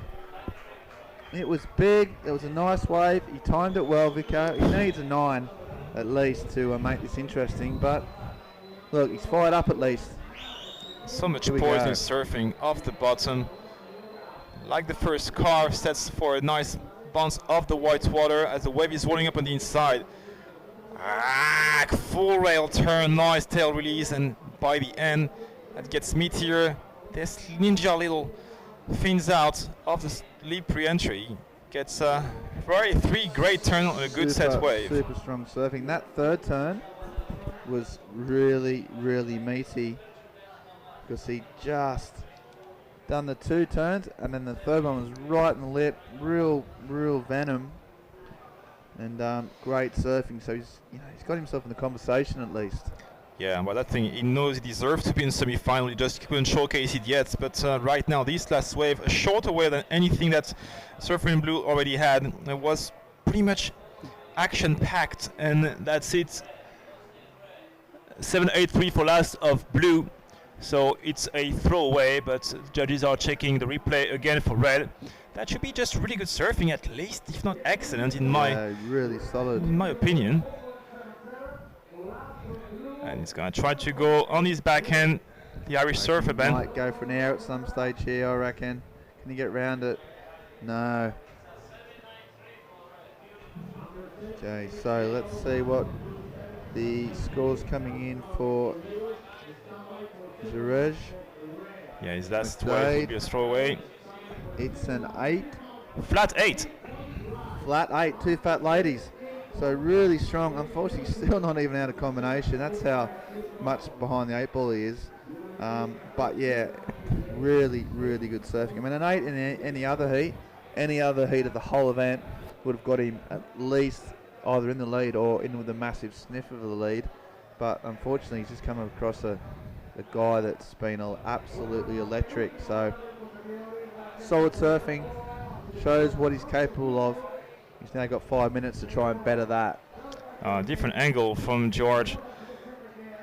Last wave, look at this setup carve, release, gets board flat off the foam. The wave hits the inside section, so it gets slightly meatier. Gets a little more volume to it, so you can just like push a little harder. Double pump off the bottom. Gets this beautiful carve off the top. Release the tail, slides around, get the nose back in the right direction, and look at that last section. This is where the money is. Extends, spins, transfers, fins out. Good compression of the body, losing no speed whatsoever. Excellent surfing. Give this to a longer wave with 2 extra turn, and he gets a 14. Yeah, exactly. Just 3 big turns, and just another couple of finishes would have made a big difference, but the wave ran out of him. Yeah, now 4 minutes to go. Kuznets still in such a dominant position, and all set up with those back-to-back 9s. Still hunting. It's left or right. He's got priority. He's paddled for it, and he's off again. So on his backhand. Wow, there's that vertical entry that we've seen, and once again, a man with 2 9s in his pocket is a little bit more relaxed about these things. Yeah, I think he was more kind of blocking the red because he just heard the 8 point on a basically a non-set wave. So let him a big wave, and somehow he can score even better one, which would put it out of combo situation. But now time is the enemy. 3 minutes and 15 seconds. Your man in red, the Irish surfer, Joe McDade, trying to get a combo. It's gonna be hard. Need to take 1 wave now, maybe 1 wave before it's over. And this surfer in blue lurking behind wants to get yet another final. First final of the year would it be for Jorgen Cousinet, heading from Rhode Island but living in the southwest of France, and would meet another really lethal backhand surfer on the left-handers, Ruben Vitoria. That's going to be a cracker if Jorgen qualifies. Comparing the styles, as Gerard and Michaela Green, both goofy, are now in trouble. Finding a ramp, trying to break his board before the final. Yeah, a bit of a Hail Mary for the crowd, just to see exactly what he could do. He launched, he never really had control of it. And I'll tell you what, though, he's got control of this semi, and he's got a place in the final, so he'll just be making sure he doesn't wreck his board as he just goes up, launches, fin up, nose up the front, spins it around, can't make it. That's live. Frontside spinner not landed. 2 minutes to go for our surfer in red to go back out there and basically get 2 perfect rides in a row. Little paddle battle ain't over until it's over. It's in that blue. He's slightly more on the outside. Yeah, it looks like a final. Ruben Vitoria. You know what? Vitoria and Kuznets, well, they're in the final, so obviously they've been some of the form surfers, but they've both been really consistent. Never really, they've been threatened, and every time they've been put under the pump, they've responded really well. So, yeah, really worthy finalists in this. Both guys have been on form. This is the big air from McDade. He knows you need something special, flips it out, lands it, but can't nose pick it around, and goes down. Yeah, it was a good attempt, nevertheless. And they're already handshaking and just chatting. 1 minute to go and 18.53. 5-3 combo for the red is just over. So they're having a chat. Jorgen's such a nice bloke. The big guy, just always smiling and happy and stoked. So yet another final for this guy in blue. Backside bash off the top, straight into a rebound of the leap. Float side re-entry. And he kept going on this one. That was a 9.53. Getting some variety. Just trying to keep it really cool and relaxed. Really casual on this second part of the way before really blasting one last big turn on the inside section.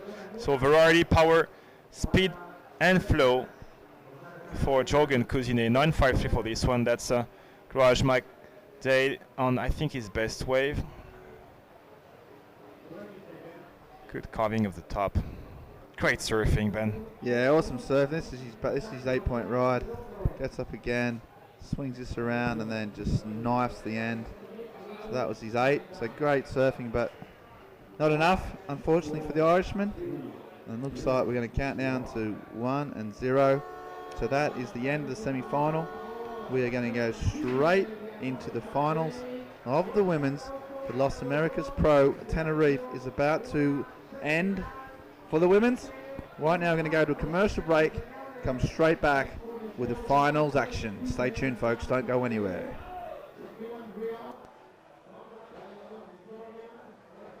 Oh, or maybe we're just seeing Jorgen here coming in. And we're just holding that commercial as we see the Frenchman just come in. He'll regroup. He's got about half an hour to get training. I mean, not get training, a few stretches, you know, probably keep his wetsuit on, wax up his boards, and fire up and get straight back out there. Eat a local banana and hydrate. In half an hour. But the girls are out there pulling a dope. Michaela Green, straight into it, and there's some sets approaching super early. Yeah, let's have a look at what's happening there. So in the pink, Paulina Do in the blue.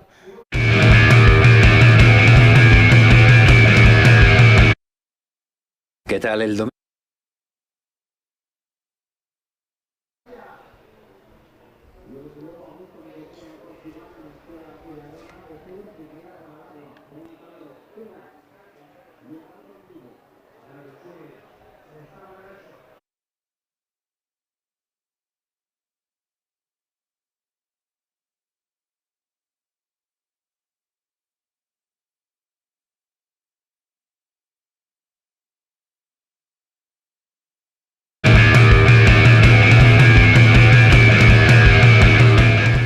¿Qué tal el domingo? Muy bien. Me levanté, me hice un café, revisé mis mensajes, escuché las noticias. Me tumbé un rato, asalté el frigorífico y vi mi programa favorito. ¿Y tú? ¿Qué tal? Bueno, bastante bien.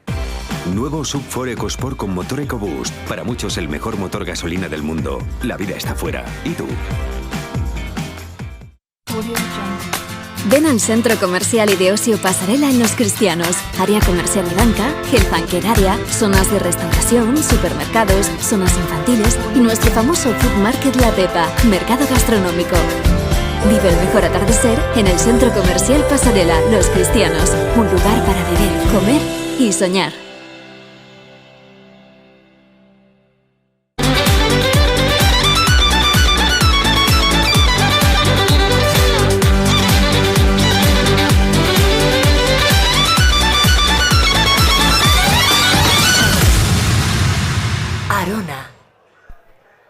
And we are back on Pips, Las Americas Pro Tenerife QS 1500 live from La Izquierda de las Palmeras, the left of the palm trees here on the south coast of the island. This is the final of the event for the ladies, first ever QS for the ladies on the island. My name is Julian Picot, and I'm excited to be in the booth with Paul Evans. Paul, take this one as Paulina Do. Popo on an absolute bomb, a great looking wave for Pauline. She just comes around, gets a turn. It's a bit disappointing, Vico. She's undersurfed that wave in a big way. That looks like it's kind of a mistake. Yeah, just maybe like slightly off rhythm. The wave was really offering a lot of sections, but somehow she was just slightly off tempo. Plenty of time though. We still a lot of waves of the last, basically the last hour. So Pauline just doing her best to just make something happen, but you can see the casual approach at the end. She's just like not really happy with herself, but still plenty of time, and she got the first wave of the heat, which is always good for a surfer, as you are pretty much imprinting your skills on in the judges' minds on their judging scale. As you can see, she's paddling back toward the outside over this beautiful reef, lava reef of Tenerife. Little duck dive here. Yeah, that was an absolute bomb, that wave. I don't know, maybe just the entry wasn't quite what she was after, but she looked a little bit out of sorts the whole way. Let's see, we're going to have a lot of time to compare these two ladies, both surfing on their backhand on the right hander. That's Michaela Green from Australia. Backside off the bottom to snap off the lip re-entry. Backside Rio. Oh, hello. That was a big one. 2 turns, really dynamic. And a lot of aggressivity and poise. Yeah, bit of a contrast there. A lot more aggression, also a lot more speed. Let's check out the replay. Down the bottom of the wave. Not as good a wave as Pauline's. Nowhere near as good. But the surfing was linked together with a lot more sharpness. A bit more commitment. So this is going to set the tone as we get a score come in for each surfer. It's going to be decent. But you can't help but think, just judging by the wave, that Pauline really, she gets a 5, 6, 7. It's a good way to start a heat, but you look at that wave and you think that 8's probably had an 8 on it. Yeah, that had an 8. Yeah. Let's see, and there we go. Last of blue, shorter wave, more intense, 7 points. Quality over quantity and commitment of the surfer rather than just placing your maneuvers. So Pauline needs to, well, just refresh and say, okay, that was a great wave. I didn't do what I had to do, so let's try to make it better next time. She scored some really good waves in the beginning of the event, so no worries about the talents. I'd like to see her take a few more risks. We would all like a lot of bombs in this event, but a bottom turn is putting her quite out on the face each time, and she's just doing kind of sideways cutbacks. And I'd like to see her attack the lip and do what Michaela's basically doing. Michaela's going square off the bottom, straight into the lip. I'd like to see Pauline give us a bit of that, and we'll have absolute fireworks in this final. Yeah, Pauline usually needs some time to get ready in the heat. Here we go. But she has great wave selection. Look at this bomb again, off the bottom, backside top turn on the white water. Now the wave is a little slower, so she needs to stick to the white water and make it work to the inside. Yeah, 3 turns, and 2 of them really similar. So let's see what the judges reckon. Still, it's a backup. You never know. Ocean could turn flat. She has 2 good waves now. But yeah, as you were saying, Pauline, well, that's what happened with people who just like to control their heat and their surfing. They don't really allow themselves any mistakes. So Pauline always surf basically on the judging criteria. She gets everything right. But there's sometimes this lack of, let's say, spice to it that makes it a little more sparkling. So let's see what this second wave will bring to Pauline as surfing blue at the back now, joined by Pauline with first priority and plenty of time. Wherever you're tuning in from around the world, welcome to the final of the women's Las Americas Pro Tenerife 2018. Ado from France takes on Green from Australia. We're going to crown a champion in both divisions here this afternoon. It's Friday afternoon. Is it Friday? It's Friday already. And what a week of surfing it's been. We should thank the locals definitely for loaning us their spot. We've got to thank all of our sponsors for getting involved and help making this event happen. Of course, thank the surfers who have all ripped. And well, it's been really good vibes down here this week. Everyone's been kind of hanging in the contest there. Some events you get like crews show up, surfer heats, go home. It's not really been like that here. No, they're just hanging out. Vibing on the beach and just soaking up the sunshine. It's a great break for an event because you're so close to the action. It's not like you've got a quarter of a mile of sand to sort of yomp across every time to get to the water's edge. So everyone's kind of hanging down here together. Really digging the vibes. Such a cool place to come hang out, surf trip or otherwise. Plenty of other stuff to do here in Tenerife.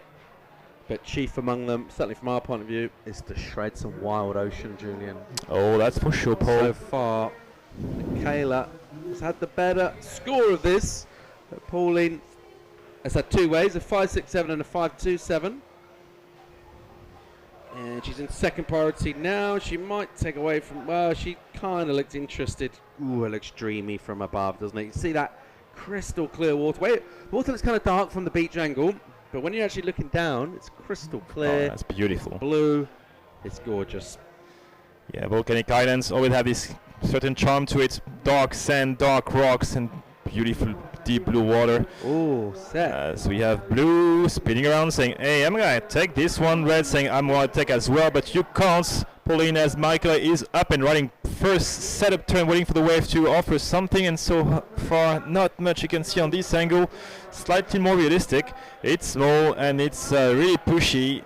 So basically 1:10.5 for Michaela, and wow, not really the wave she was expecting. The wave stood up, looked great, but actually just moved a bit wider. The reef, it's kind of fat. As soon as she stood up, that wave fattened out. Tell you one thing though, I don't think we've seen her fall off in this event. Has she fallen off a surface? No, she can't. She literally hasn't. She completes every maneuver. She completes every wave. Not a great wave from her point of view, but it'll be a score of some kind. She'll post something on the board. She'll have 2 scores. Then we can give you a more realistic situation to see where we are. 20 minutes, 35 to go in this one. Finals day here in Tenerife. This is what this whole week's been about, crowning a champion. Let's check the replay. She's down in the white water, and from here you can kind of see this wave goes into a hole, and that's reflected in her maneuver choice, which was not very much. And she just milked it through to the inside, just made sure she finished off. Consummate professional. She gets a 3-3-3. She's still in second now, but she does have that 7-point ride. Addo out the back with priority and a good looking wave. Here goes Pauline. She's up and riding. Nice. And she slashes off the top. Put a bit more oomph into that one. And again, it's nice from Pauline. Getting on a rail. Carving a couple more times.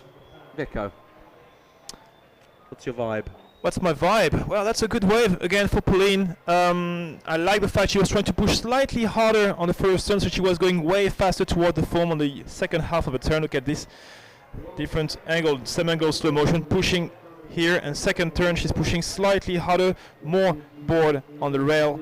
But then once again, pretty much as Surfer in Blue just before, a low replacement turn, not a lot of really fight against the verticality of the wave. Again, our mindset of that wave as she was riding out, I'd like to see a deeper bottom turn straight up into the lip. She almost waits at the bottom a little bit and projects out sideways again, maybe a meter in front of where she could be.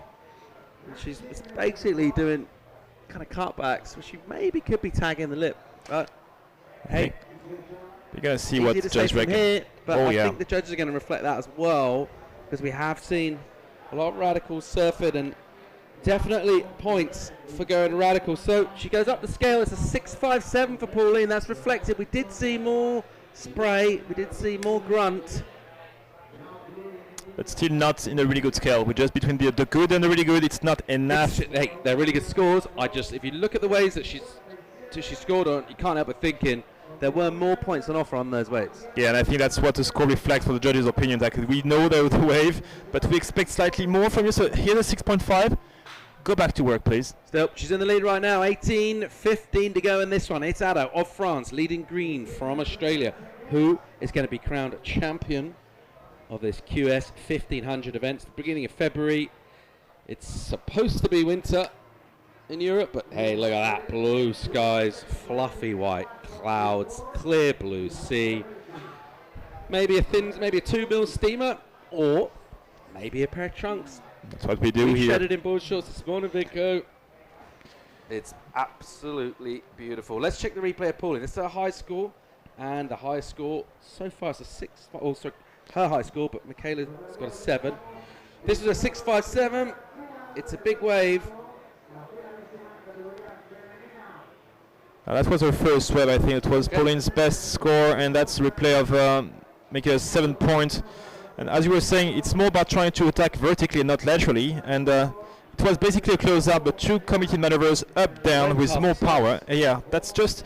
Judges know that the quality of the wave is just an add-up to what the surfers can do. Of course, they're all exposed to the same conditions, and sometimes a little luck on having the sets or not. But basically, they want to crown a champion that will surf with a little more poise. Lines marching in out of the North Atlantic, corduroy lines here. Green does have priority. She doesn't like the look of that one. Maybe similar to the last wave she took. A bigger wave, but a bit fat. So just hanging on to that priority there. She's patient. She's an experienced competitor. She only needs 5.24. What she doesn't want to do is take off on another wave that's only really offering a 3, and then give up priority to Addo, who can then ram home that advantage. We know Pauline can do that. The more experienced competitor, certainly Pauline, with those seasons on the championship tour as well. So she can surf heats pretty much in her sleep. Green would love to take out a victory here in her campaign to get on the Dream Tour on the women's side. Well, that's 1,500 points, $6,000 before going back home, because next events will be in Australia.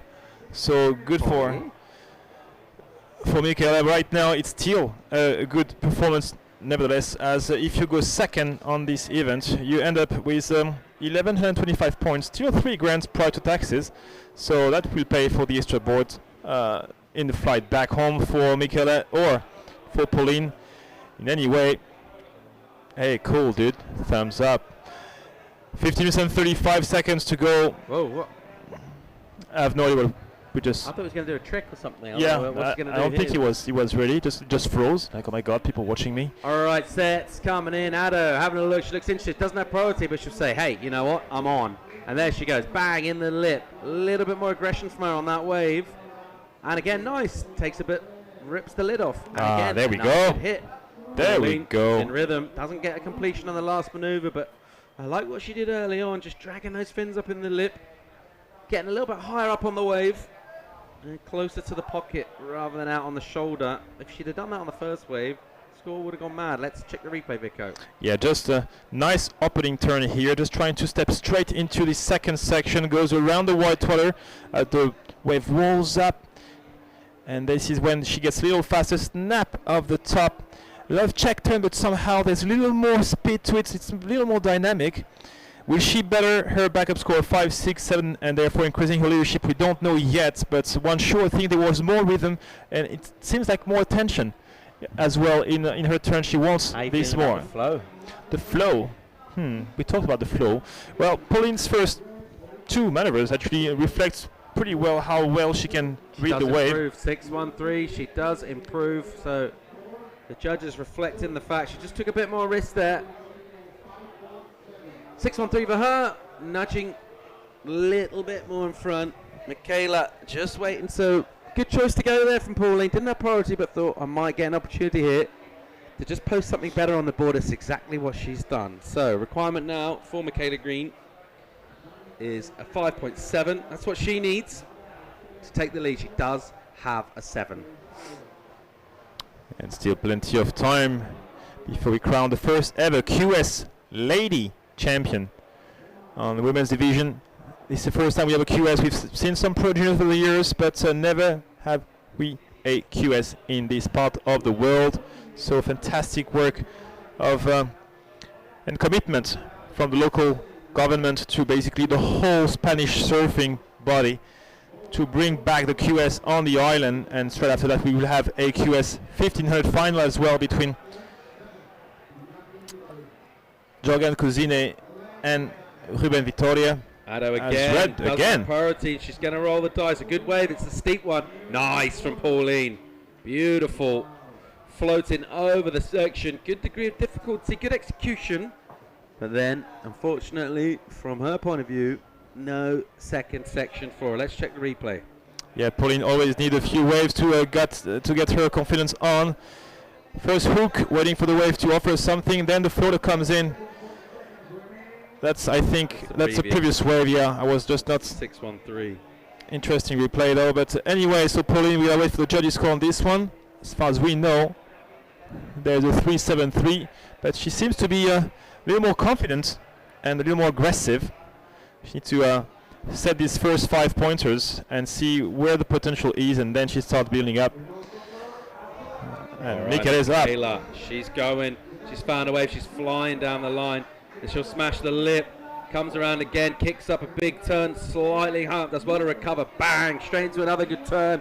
And guess what? She's still going. The drone's following up all the way through to the end of the point. Crowd absolutely lapping that up. She's definitely improving on a 3-3-3. How's that compared to a 7? And more importantly, how does that compare to the 5.7 that she needs to go into the lead? Well, we'll find out shortly. A 5.7 is what she was trying to get. Look at that first off the bottom. Snap of the lip re-entry straight into another turn as we are moving to the other side.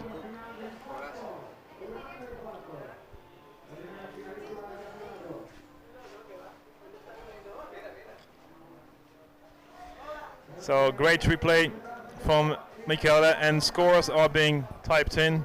All right, scores coming through. Ado 3.73 for her. Michaela, judges are going to think about this score 5-7 or put her in the lead. I reckon it's going to be the score that she requires. They're having a good think to see exactly where it is. But I reckon the situation's going to change. There it is. It flips. It's an 8.9. There's the spread from the judges. One went as high as a 9.5. One went as low as an 8.5. The average of that comes out as 8.9. 9.5.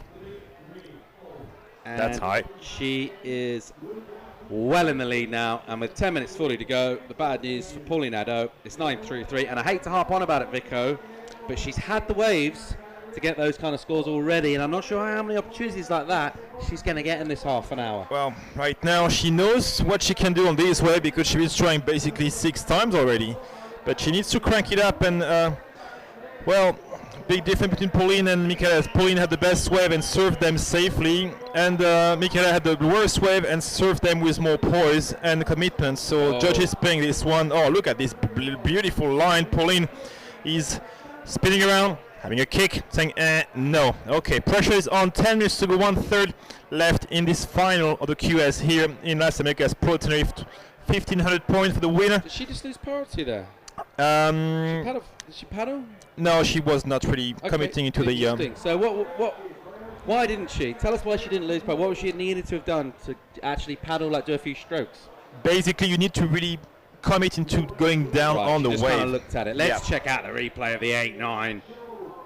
Off the bottom, crack straight front climb of the Liprio, straight into a second turn. She gets a little hang up here, but anyway, she just connects, and somehow it gives us more momentum to get this beautiful couple of backside turns. So variety and pure poise. She's really trying hard, and it pays off. So, wow. Little explosion in the backwash on the end for added impetus. Judges absolutely lapped that up, and she's been really patient. She's not been rattled. She went in that 1-3 early on when she had priority. Used up her priority on a 3, and then after that, it's almost like she said to herself, wait till you get a proper wave with 2 good sections. She's been pretty patient, and she's come from behind in exactly the sort of fashion that you want to, because she's come with an excellent score of 8.9. She's also had a 7 from early on. And you've got to say, Pauline's definitely had the 2 best waves, but she doesn't have the 2 best scores, and that's why at the moment Pauline is staring down the barrel here. She needs a 9.33. She does have time to get 2 waves. Well, if you just check the semi-final between Michaela and Marion Philippe, it was pretty much the same setup. Michaela 8 and a 7, and Marion was really down and somehow was chasing a 9.6, and I think she got 9.17. Now Pauline needs 9.33, so anything is possible. It's all about how much intensity you're putting into your surfing and how much you want it. Stacked lines coming through out the back. Priority is with Pauline.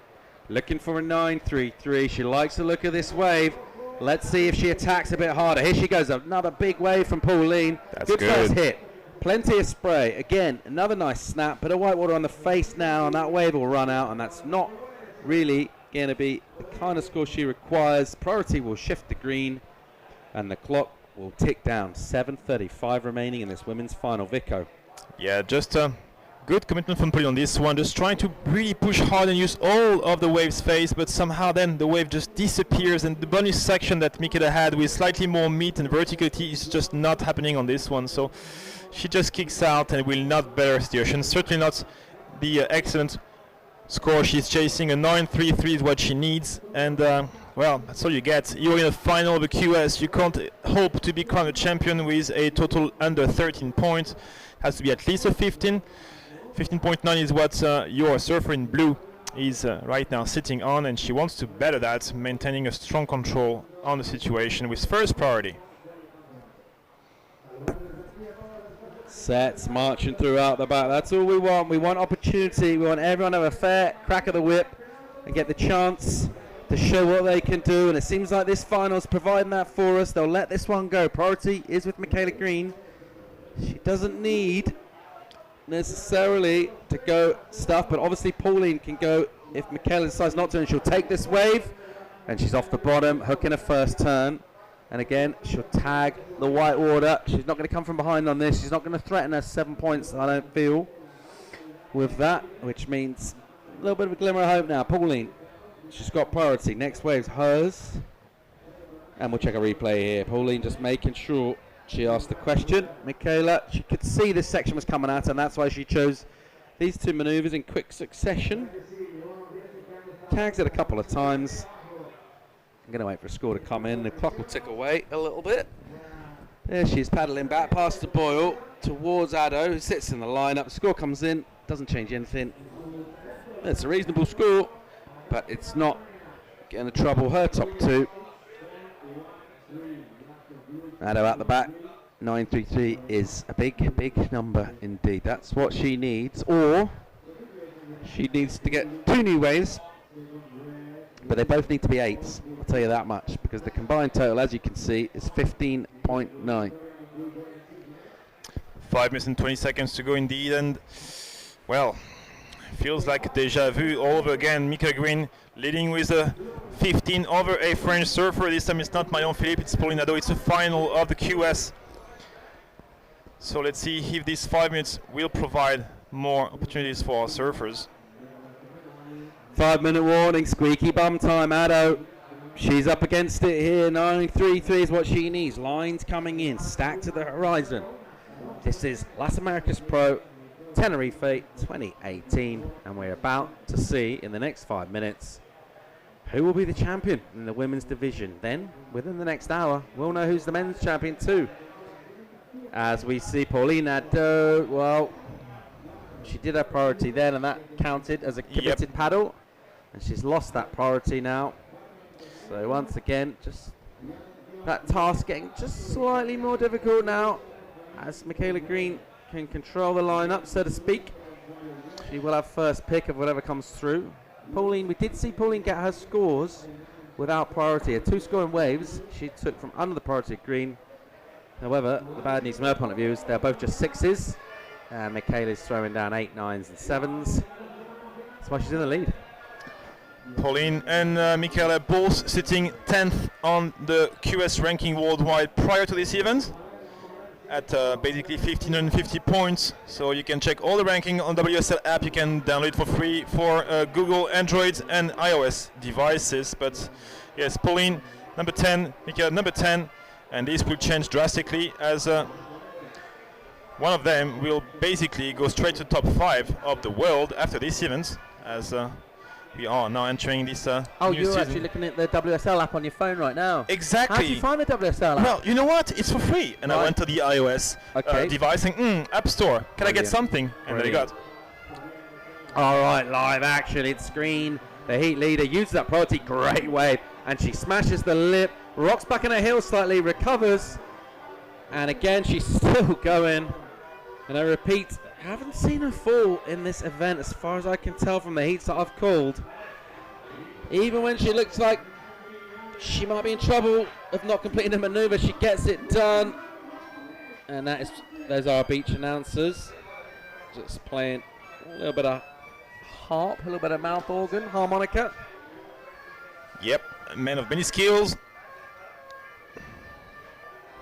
That's live in the final. 2 minutes and 35 seconds. All the crowd enjoys. I think Michaela as well. Pauline maybe a little less. But you know what? It's Canaries. We are enjoying life. It's Friday afternoon. It's Friday night. Feel right. Partly on the west side.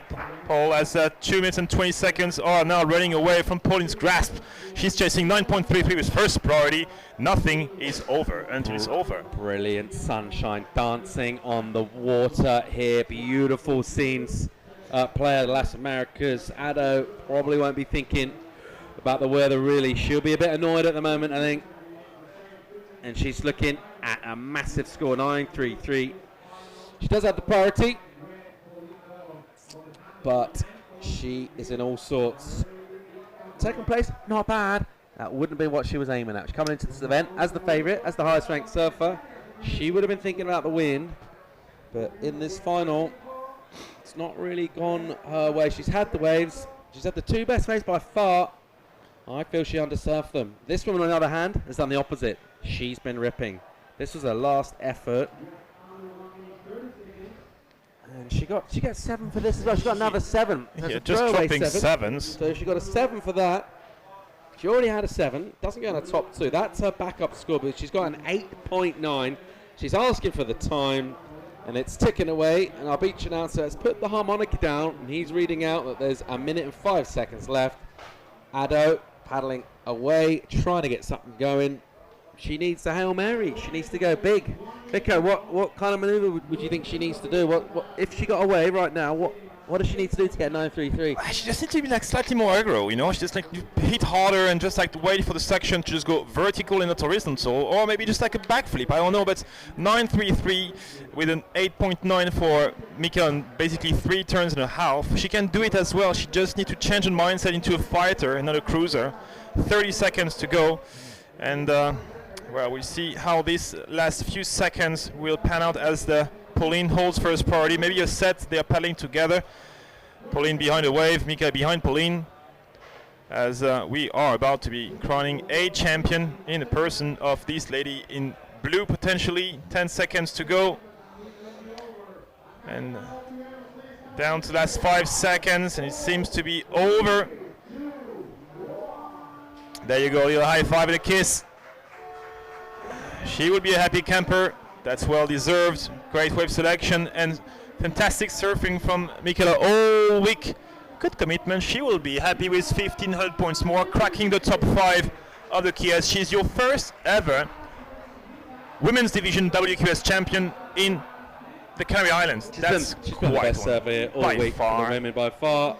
The absolute standout. A well-deserved victory. Well done, Pauline Ado. Congratulations to her. She's put a good event together. Just didn't quite get it together in the final, but she's lost to, well, I feel has been the best surfer here. Let's have a look. Just check out. This was the last wave. This is the 7 she got. No, that was early on. That was her first 7. And she nailed at the beginning of the heat. We're just checking out some replays here. Just black flawless surfing. Done. Is this the 9? That's the 8.9, yeah. It's just the 8.9. Absolute nail gun. Hammered it to the wall. And this is it. Las Americas Pro Tenerife WQS champion for 15 QS is your Australian surfer, Michaela Green. Second place, Pauline Ado. Runner-up on this event as we are about to start a new heat. 29 minutes and 10 seconds. Ruben Vitoria versus Jorgen Cousinet. I will go out. We're gonna and try to get a post-it interview with Michaela and see what's going on. Paul, I leave you with Ben for the final of the day.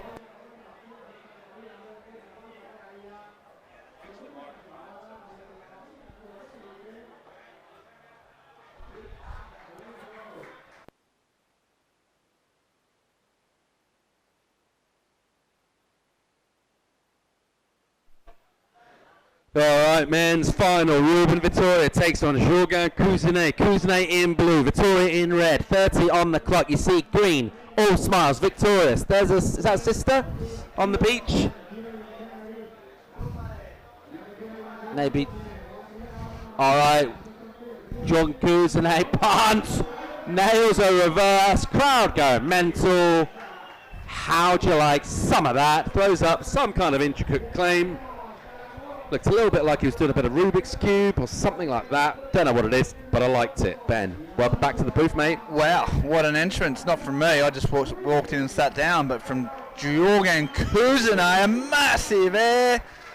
Where the judge is going to go with it. Meanwhile, Vitoria, the Basque backhand, just kicks out. You see the harmonica of the contest announcer. Always a good sign. Here we go.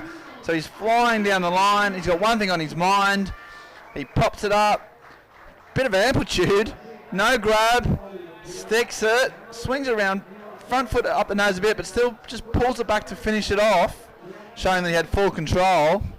Wow, we haven't seen many of those this event, so it's going to be interesting exactly where the judge has put that. But I'll tell you what, it shows that he's means business in this final, Paul. Cousinet drops the hammer right off the bat, blowing the tail, reversing it round. He throws up an excellent score, 8.67. How'd you like that? And Vitoria already, he's been punched in the stomach. He's on the ropes. He's blowing a bit, and he's thinking, Yikes. Yeah, well, in the first semi-final, Kuzane did exactly this. In the space of 3 minutes, he had 2 nines, effectively ended the contest. I know that this is far from that in this situation because he's only got 1 wave. But to come out with that within the first 2 minutes, you don't like that. It's like being like 4 for none in the second over or something if you're Vitoria. In words of Cobra Kai from Karate Kid, the enemy deserves no mercy. Is he Scottish, Cobra Kai? Yeah. Cobra Mackay. And an 8.67. Well, we were talking about where the judges are going to put it. Well, they're going to put it right up there, pretty high. But it was a big air. It had a lot of amplitude, as I said, and there just hasn't been many of them. So it's a point of difference, and he nailed it. So the Frenchman from Reunion Island, looking really strong early doors in this final, the Las Americas Pro Tenerife 2018. 4 days of intense action, signified by a wave rate that often got up to 1.5. It's coming to a close. We've got 25 minutes, Paul. It's bittersweet, isn't it? Yeah, absolutely. I got mixed emotions. I'm excited about the final, but I don't want to say goodbye and put this chapter of my life behind me. But that's what we've got to do. Life will march on, believe it or not, Ben. The world will keep turning after the Las Americas Pro Tenerife 2018 winds up. It's hard to think about that now while we're in the throes of a thrilling final. And look at these lines marching in. Clean conditions, beautiful drone angle. And we've got waves. We got fireworks. We got Vitoria. He's got priority. And he's having a look and he likes it. And he's up. Good wave. Check the spray. Bang. First turn. Wax it and wax it hard. Uncharacteristic from him. He'll go down, Ben. Bit of an error. Yeah, a bit of an error. And it's funny, as soon as, well, it's not funny, but as we've seen him take off here, the pressure that an 8-point ride puts on an opponent. So he's up. The first turn goes pretty high. He kind of knows he has to go relatively big. He goes up high and just can't get it down. But I just think that when you're already under the pump, you know, like a 6 is not going to cut it. You've got to push that little bit harder. Got to go that little bit faster, and that can that's high risk surfing, which brings mistakes, and he goes down the hole. So back out there now, back with Kuzane, has control again. He's got priority. He'll wait. He's been deadly on his back. Well, he's been deadly full stop. It's just dangerous, man. I like the way he's been catching rights and lefts, almost in sort of equal measure in most of his heats. You don't really know which way he's going to go. Doesn't seem to have a weakness as such, whether he's going forehand or backhand. Either which way, he can go up in the excellent range. He's already done that on his forehand. He's got priority now, and he's having a little look, and he likes to see left, and he's up and riding and smashing a first massive turn, and he bashes a good second one too, and a third big hit, plenty of spray. He'll finish off with another big maneuver for Jordan. And another one. It's great surfing from him. He's absolutely belted that all the way to the beach. The crowd are going to go wild, and while we wait for that score to come in, we think it's going to be pretty good, at least. We're going to go down and hear from Julian Vico Hamill. What have you got, Vico?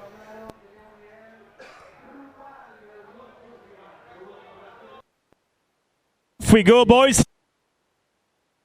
Super stoked, Michaela Green. She just won the QS, first ever QS for the ladies in Tenerife, in the Canaries, 1,500 points. How do you feel? I feel great. I mean, it was a last-second decision for my sister Eliza and I to come over here, so I'm really happy with the result. And I mean, the waves are really fun. Yeah, I was just glad to get a couple out there, and Pauline's a really strong competitor, so yeah, I was really happy with the result. You entered that hit with a different wave selection. Pretty much the semi-final was the same kind of format, 8.7 point, and by the end Marion got like a 9 point something. And you were pretty much in the same setup. You got the 8.9 and 7, and Pauline Ding pretty much the same backup. You were feeling confident or just like really stressed by the end? At the end, I was a little bit stressed out. I know Pauline's more than capable of getting an excellent score, so I was just trying to make sure that I was on the best waves. And I mean, I almost slipped up in the semis, and I just thought I can't let that happen again for the final. So yeah, I'm really happy with the result. Well, 1,500 points. You entered this event number 10 with 1,550 points. Same ranking as Pauline. You're jumping up basically to like 3,000, which should be number 5 now on the ranking. Going back home to Australia for the turn leg. How do you feel with that victory in your bag? Yeah, it's definitely a great stepping stone for the 6 stars, and I mean, I just came off a 9th place in Florida, so I've had a couple of good results at the start of the year, so I'm really happy. I've just signed on with Lost Surfboards, both my sister and I have, so my quiver's going really good, and yeah, I'm really excited for Australia. That's awesome. She's your winner. She wants to say hello. What time is it back home? Oh yes, you can say something to home. Yeah, I just like to say hi to everybody who's watching and my family and friends who've been supporting me, and yeah, just my sponsors, Ella Bache, Super Advice, Lost Surfboards, and yeah, thanks for all the support. Awesome. She's your event winner, Michaela Green from Australia, guys. Taking back in the booth.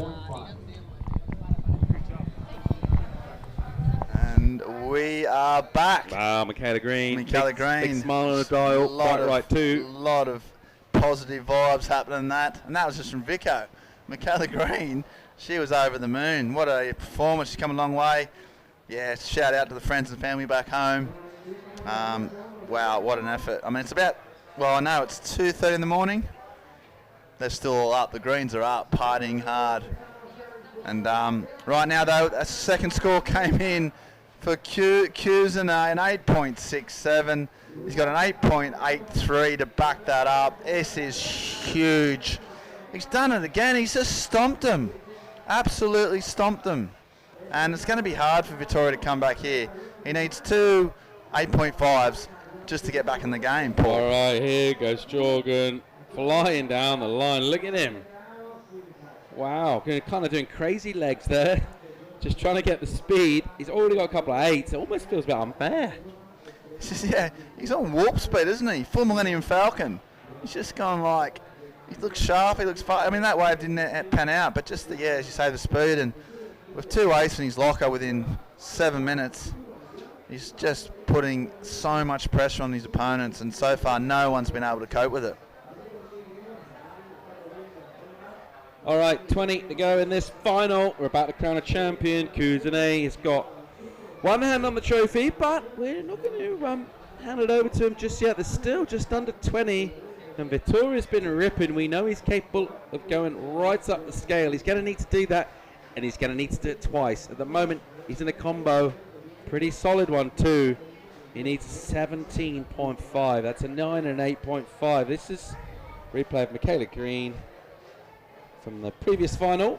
She is, well, she's the freshest champion in surfing in the whole world right now. Yes. Just won an event like 10 minutes ago. Yeah. Hasn't even had the podium yet. Yeah, and she's fresh off the block. I'll tell you what, I think she's at this stage, unless something drastic happens, she's going to be joined by the Frenchman. He's got what? If he wins, if he goes on, 1,500 QS points, 10,000 US dollars, which is in Tenerife currency is 10,000 pints. Wow. And he's just going vertical, going hammer. This is his second one after his aerial. Look how sharp he is. Every section's met with real venom. And he's just been consistently smashing those lefts, getting like 5 or 6 turns in when everyone else is getting lucky to get in 3. All right, Vitoria's going to spin. He's got priority. He likes to look at this. And he's gone. Bang. Off the top. Little bit caught. And he gets off balance. And it's funny, isn't it? It's so important, the entry into the wave. And sometimes if you don't quite get that little rundown off your first turn that you wanted, it's awkward in your second maneuver. And there, an uncharacteristic error for him. It's been a little bit like that so far, Mundy. Yeah, he's been under the pump. He hasn't got any clean face, but even his first turn, it's not a bad section. He just gets a little bit stuck. That was pretty fresh, actually. This is another wave. Different wave, isn't it? This is his highest scoring wave. That's the form that he's been showing, but it's just a smaller wave. So, yeah, he's got that. He's got that really sharp backhand. He's been on fire all week, but in this heat, his wave selection's let him down, and he's made a few mistakes. The combination leads to a combination situation, and that's 17.5. So that means even if he were to get a perfect 10-point ride on his next wave, he would still be behind. He needs 2 very good waves. We haven't had a 10, have we, in this event so far? No. Someone wrote in and said that my commentary performance, that they rated as a 10, but in the actual event... Someone today. Ben, that didn't happen. I didn't know who they were.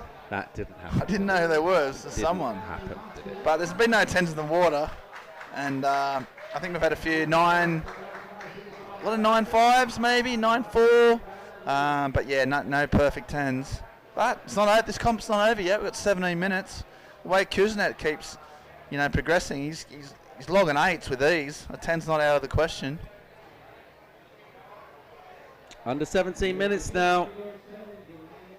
Kuznets. He's got 1 foot on the bass neck. He's kind of applying a bit of pressure to the voice box. There's a slight gargling, kind of strangling noise coming from Vitoria.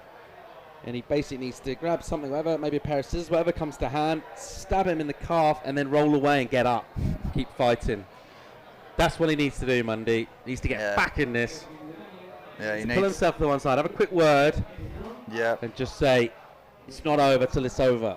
No, I'm still in this. I'm still, exactly. That's exactly what, and that's what he's been telling himself. He's come this far. Back he's surfing. Get out of this clinch hold he's in, as you were saying.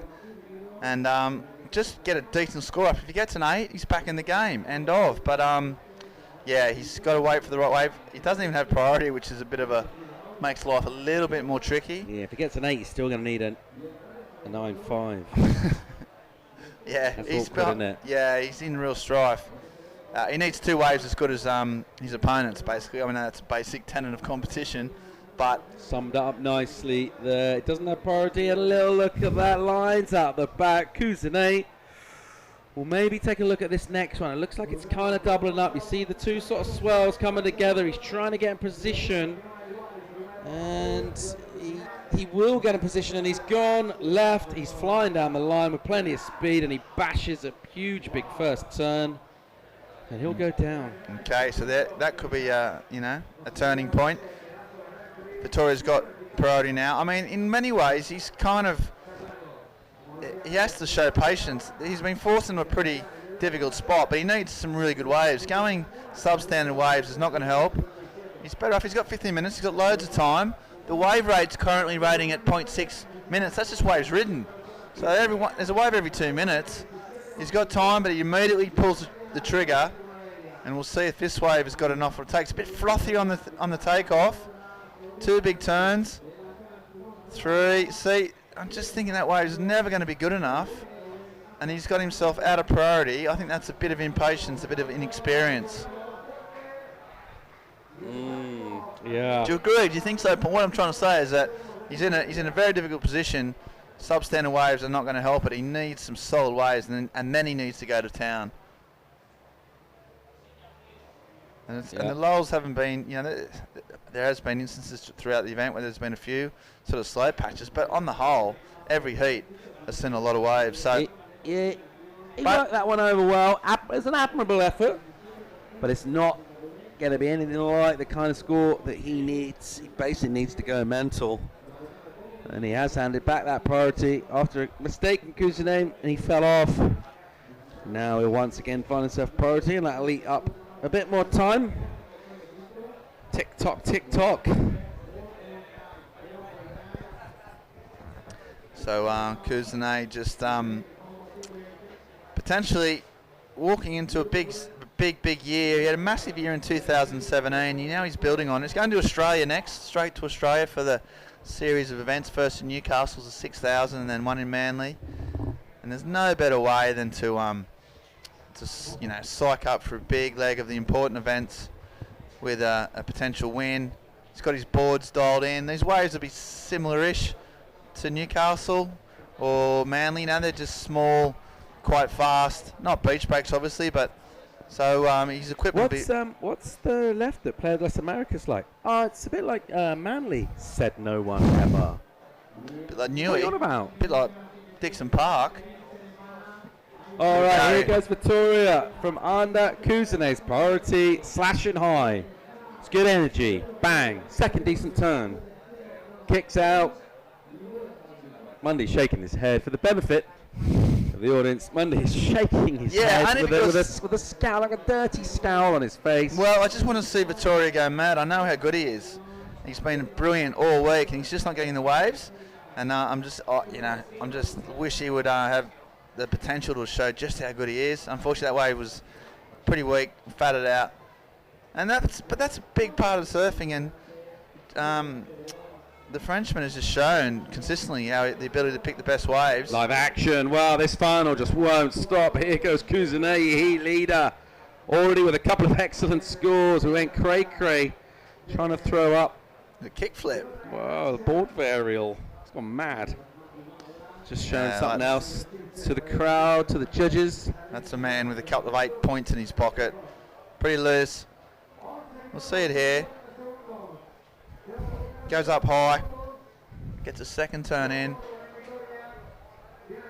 And then just goes for the...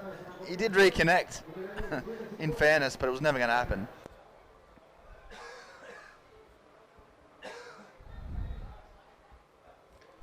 All right, well, time ticking away, 11:30 to go. If after this final, well, let's just stick with it.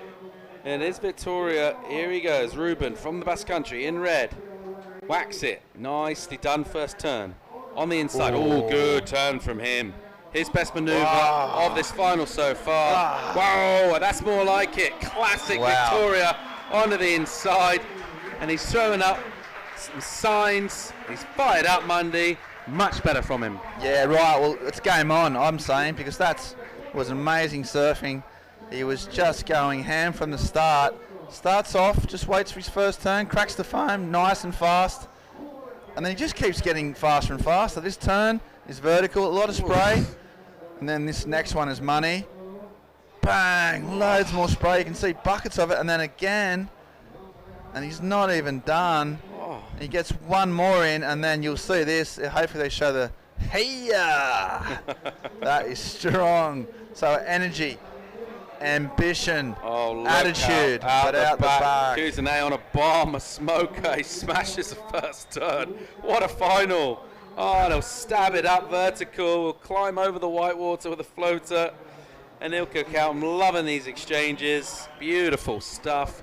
Vitoria's going to get priority. He's also going to get a score. And I just wonder, can he dare to dream, Mundy? Well, if he gets anywhere near Kuzet's first two, then he should dream. That was solid. Just a little bit late on this one, was he? Still vertical, though. Wave had gone a bit fat in it. And then he just has to be late on that next one. Wasn't that clean. So, probably won't better his two scores because they're so good. But, yeah, all interest. Probably the next 10 minutes kind of, it's all sort of down to this next score. If it's up near Jürgen Kuznet's best wave, then, we're on. The whole week, really, of surfing that we've had is going to come down on this next score, Ben. If it's up close to the excellent range. No pressure on the judges. If it's up close to the excellent range, it's game on. All the staff, all the money, all the prize money, all the accommodation, all the cleaning, all the food. To these clutch moments, Ben. Judges are having a think. He threw, it was a smaller wave, admittedly. He threw, his first time was meh. Turns 2, 3, and 4 were absolutely mental. He threw loads of spray. How's this going to translate score-wise? Yeah, he's going to need to find out pretty soon because ideally he'd want the score before the next set comes through so he knows exactly what he needs. I'm sure the judges will be aware of that. It's hard. It's so important, as we just talked about. So getting it right is crucial. It's a 9.1. So he is gone now. Now he needs an 8.4. It is game on. 8.5 minutes to go. He's still chasing an 8.4, but you're just seeing what he's capable of. The highest score of the final, Paul Evans. What on earth just happened? He's dropped a 9.1. There's the spread from the judges. One went as high as 9.7. One went as low as 8.5. The average comes in. It's a 9.1, and we're absolutely back on. Let's have another look. The first one, he just had a crumbly section to deal with. But what he did was he put his board in the right position to set up for a bottom turn to do this. Bang. The wave's small now on the inside. He doesn't care. His turns are massive. He's absolutely leathering it. This is live action. He uses priority, and he smashes it. And again, he goes huge. Oh, he's absolutely belting it. Bear in mind, he just got a 9.1, Mundy. For similar turns to that, he needs an 8.4. The crowd's going absolutely mental.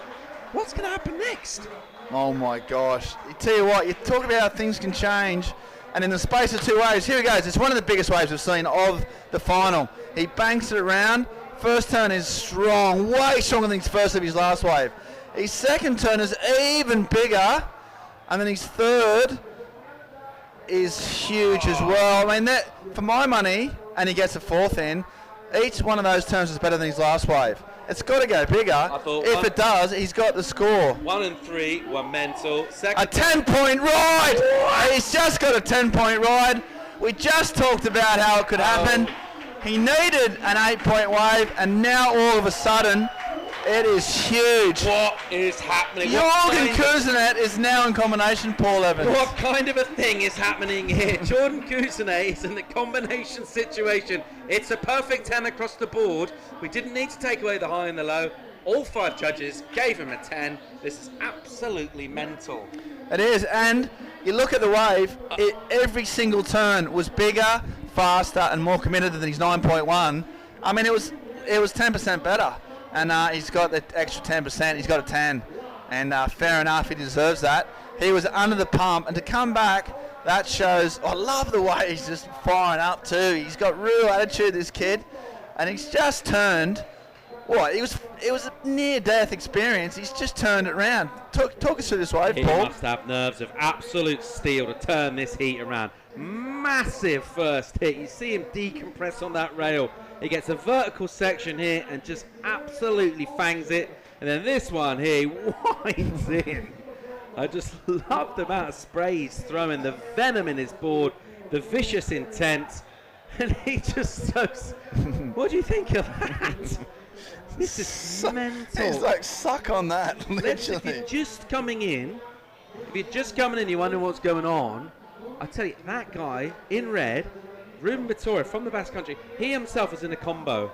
He was in a combo, Cousinet, had a couple of high 8s, and he had this one in stranglehold. And Ruben Vitoria's gone absolutely mad. He smashed out a 9.1. Then Jorgen took a wave, fell off. Priority went back to Ruben, and Ruben just smashed a perfect 10. We were talking about it not 12 minutes ago. We hadn't seen a 10-all event. We've seen one now. What a time to get a 10, Mundy. I'll tell you what, and it's not done yet, because Cousinet is now going to go absolute... he's going to go crazy. There's a massive set. Well, I say massive. 3-foot set. 3-foot set. But I'll tell you what, some of the biggest sets that we've seen all competition, his South Swell is picking up. And here he goes. He needs a massive score. He needs a 9 at least. First turn, lessens the fins a little bit, winds it up. And now he starts to feel the pressure. That's what pressure does, Paul. It makes you do things you don't want to do. Wow. Unbelievable stuff here. How has this happened? Cousinet had this one on lock.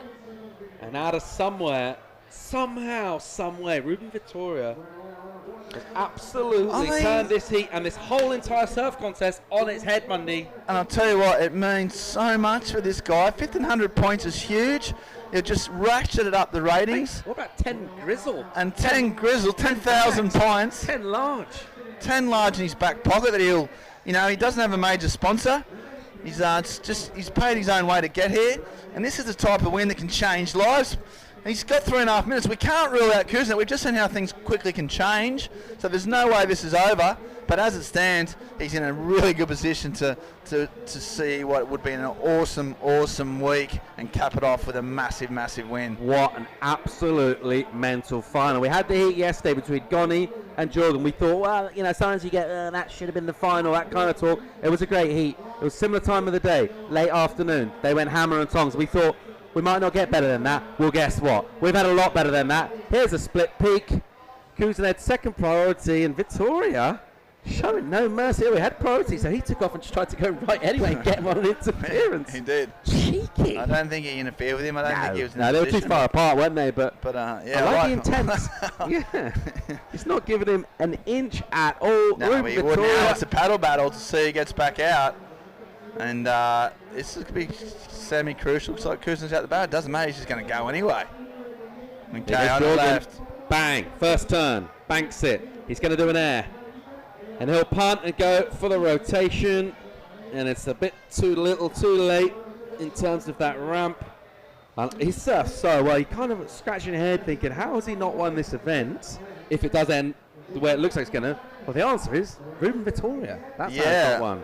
Well, he's last in the semi-final. He logged a 19 or high 18-point heat total. He's logged almost 18-point heat total here. You should be winning with those type of numbers, but I tell you what, credit to him, he's brought out the best in these guys. He really has made them surf to a new level, and that's won't be much, commiserations to him when he comes second. But he's pushed Vitoria. Vitoria's responded like I haven't seen in a long, long time. This is super impressive, under pressure, under the pump, and he's got a 10, and it's just through sheer, highly technical, highly impressive backhand surfing. Absolute precision hammers dropped by Ruben Vitoria. He's been belting that lip all event. Start of this final, he couldn't really get a clean section. Every time he came off the bottom, lips were crumbling, he had weird wobbles in the face, and he was doing kind of slaps rather than those trademark hammers in the lip. It took him until over halfway, deep in combo land, and he unleashed the beast. Got a 9.1. Jorgen got a wave foul. Priority went back to Ruben on his very next wave. He threw down a perfect 10, Mundy, and that is why we're kind of breathless up here in the booth. Yeah, what a day, what a way to cap off incredible week. I tell you what, the organisers have nailed the forecast, haven't they? Just timed it to perfection. They've just known when it's coming, and the swells poured in for the final day. And these surfers are still, and they're not giving up. They're both fighting hard. It's Vitoria with priorities. She's just trying to get close to his opponent so he doesn't give him even a sniff, even with 45 seconds to go. And I'm pretty sure he'll catch this wave. Fair play, he leaves it. There's one behind it. Kuznak, he needs two waves. Doesn't really matter, but that's going to be the end of his event. He's going to get an amazing round of applause from the crowd because he deserves it. He's been amazing. You can hear the crowd really thank him for all the incredible work he's put in. But right now, it's only one man's final, and that's Ruben Vitoria. He's came to Tenerife. He has conquered Tenerife. Yep, a last chance effort here. Throwing some reversing it round. Doesn't quite get the rotation.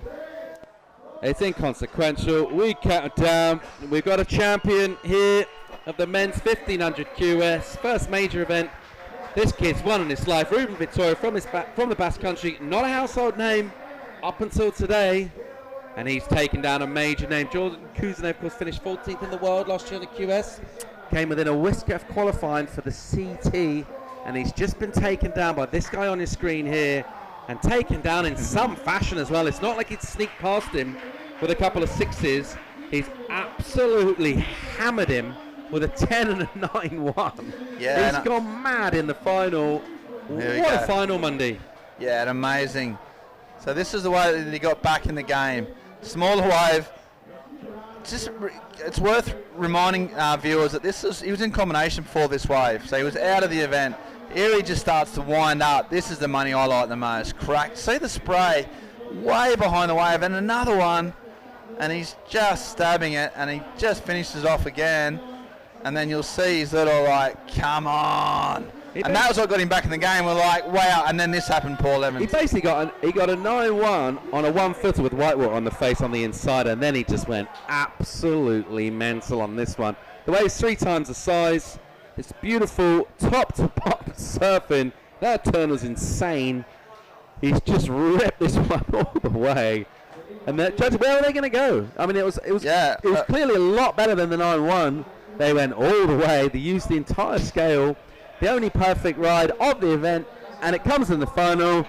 A fairy tale story. There's the Basque flag.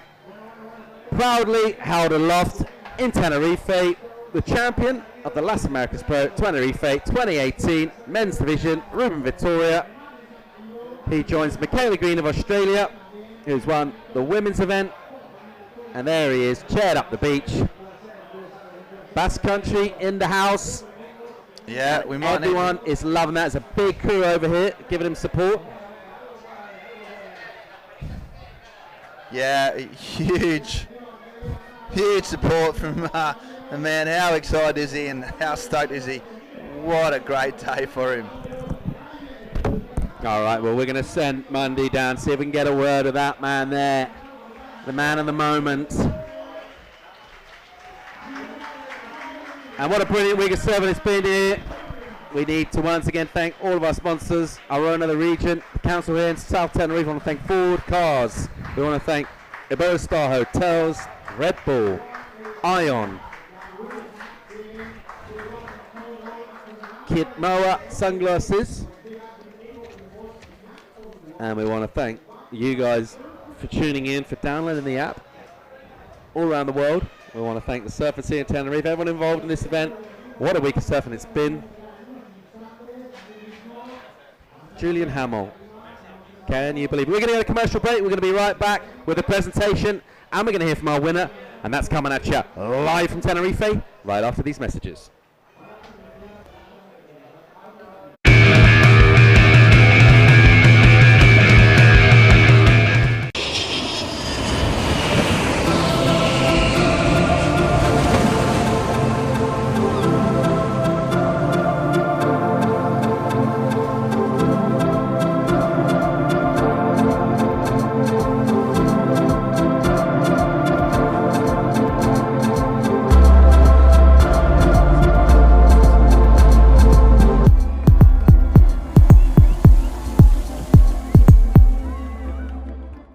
¿Qué tal el domingo? Muy bien. Me levanté, me hice un café, revisé mis mensajes, escuché las noticias. Me tumbé un rato, asalté el frigorífico y vi mi programa favorito.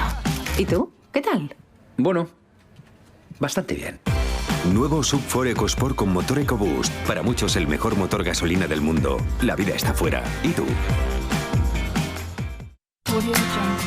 Ven al Centro Comercial y de Ocio Pasarela en Los Cristianos. Área comercial y banca, Health Area, zonas de restauración, supermercados, zonas infantiles y nuestro famoso Food Market La Pepa, mercado gastronómico. Vive el mejor atardecer en el Centro Comercial Pasarela Los Cristianos. Un lugar para beber, comer y soñar.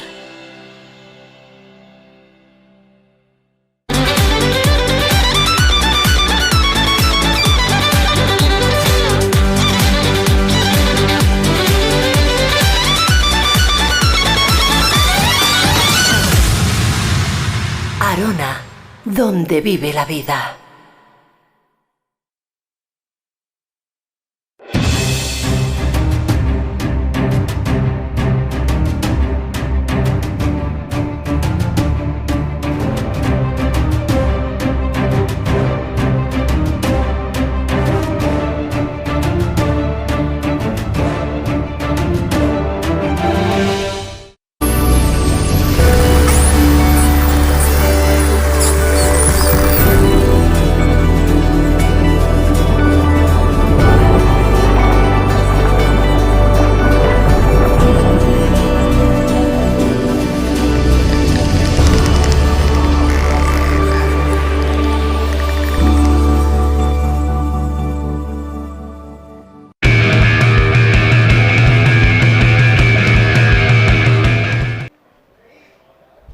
Welcome back to the Las Americas Pro Tenerife.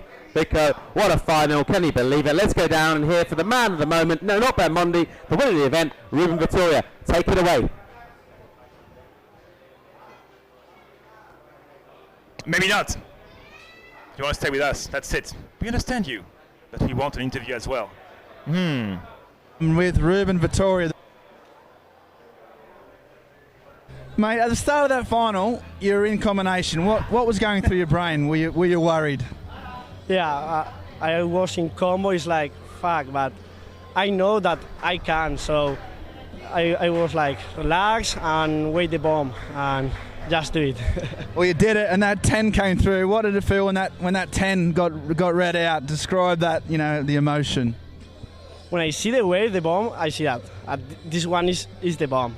Yeah. I can do it, and when I finished the wave, was like, I do it. It's like, yeah, man, I do it. And what is a win like this for you? Like, you're relatively new to the QS. Mm-hmm. You've got 1,500 QS points. You got $10,000.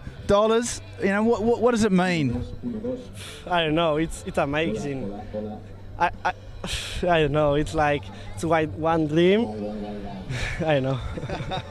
Well, Ruben's speechless, but he's got an amazing career ahead. He's smashed it. He's a worthy winner. And give it out to the bus crew. Let's have a big cheer for Ruben Vitoria. Mate, look around at this. The crowd's going mad. It's going to be a big night in Tenerife tonight. All the best, mate. Thanks so much. Thank you so much. We'll go.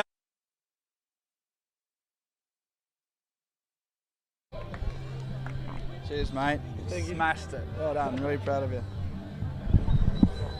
Wow, what a day. My leg. This is the end, Paul Evans. What a week. Yeah, what a week we've had.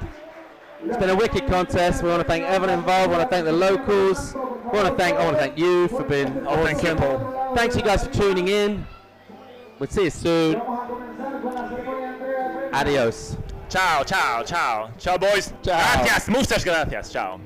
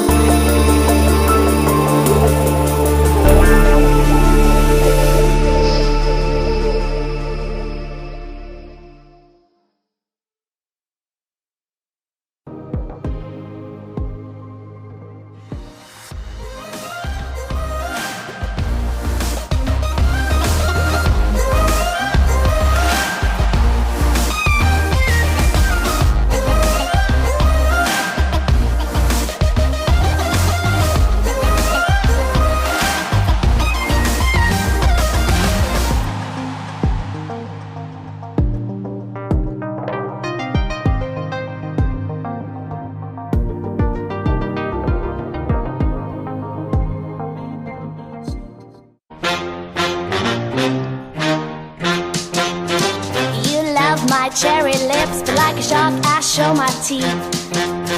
I'll try to be good to you, but I can sting you like a bee.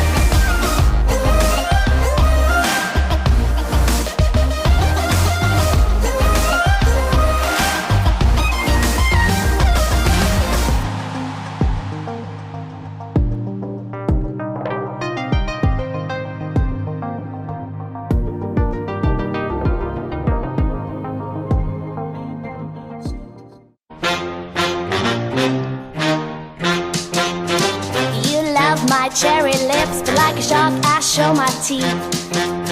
I'll try to be good to you, but I can sting you like a bee.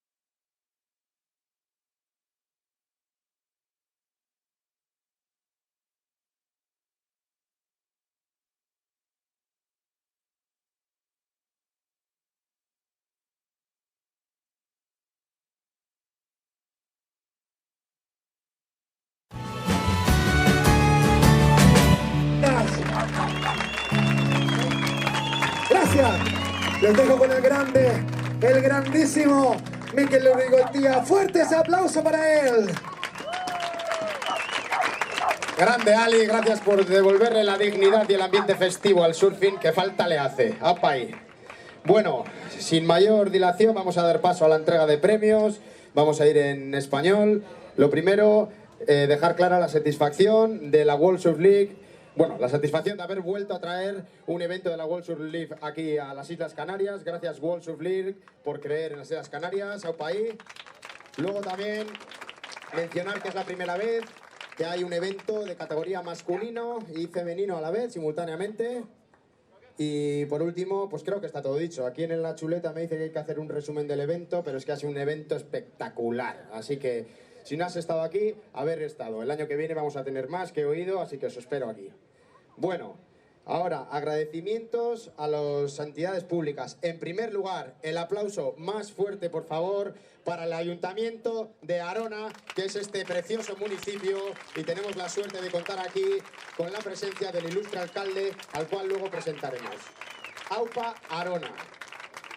Gracias también al Cabildo de Tenerife por poner su granito de arena y seguir apoyando pues, a los municipios de la isla y apoyar también al evento, el consejero de Turismo, Alberto Bernabé, y al consejero delegado de Turismo de Tenerife, Vicente Dorta. Aupa, y chavales, un fuerte aplauso para ellos, por favor. Y por último, al Gobierno de Canarias. Aupa Canarias y Aupa Isabel Castellano, consejero de Cultura, Turismo y Deporte, y María Méndez, gerente de Promotur. Muchísimas gracias.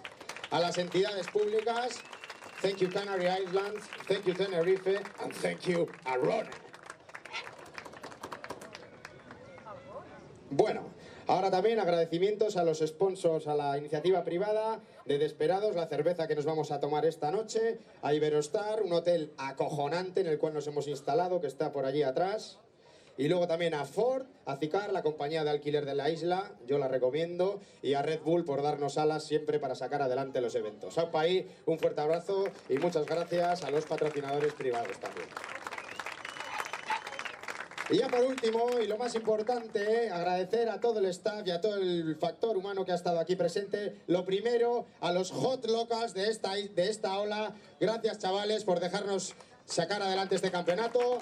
A los locales, muchísimas gracias.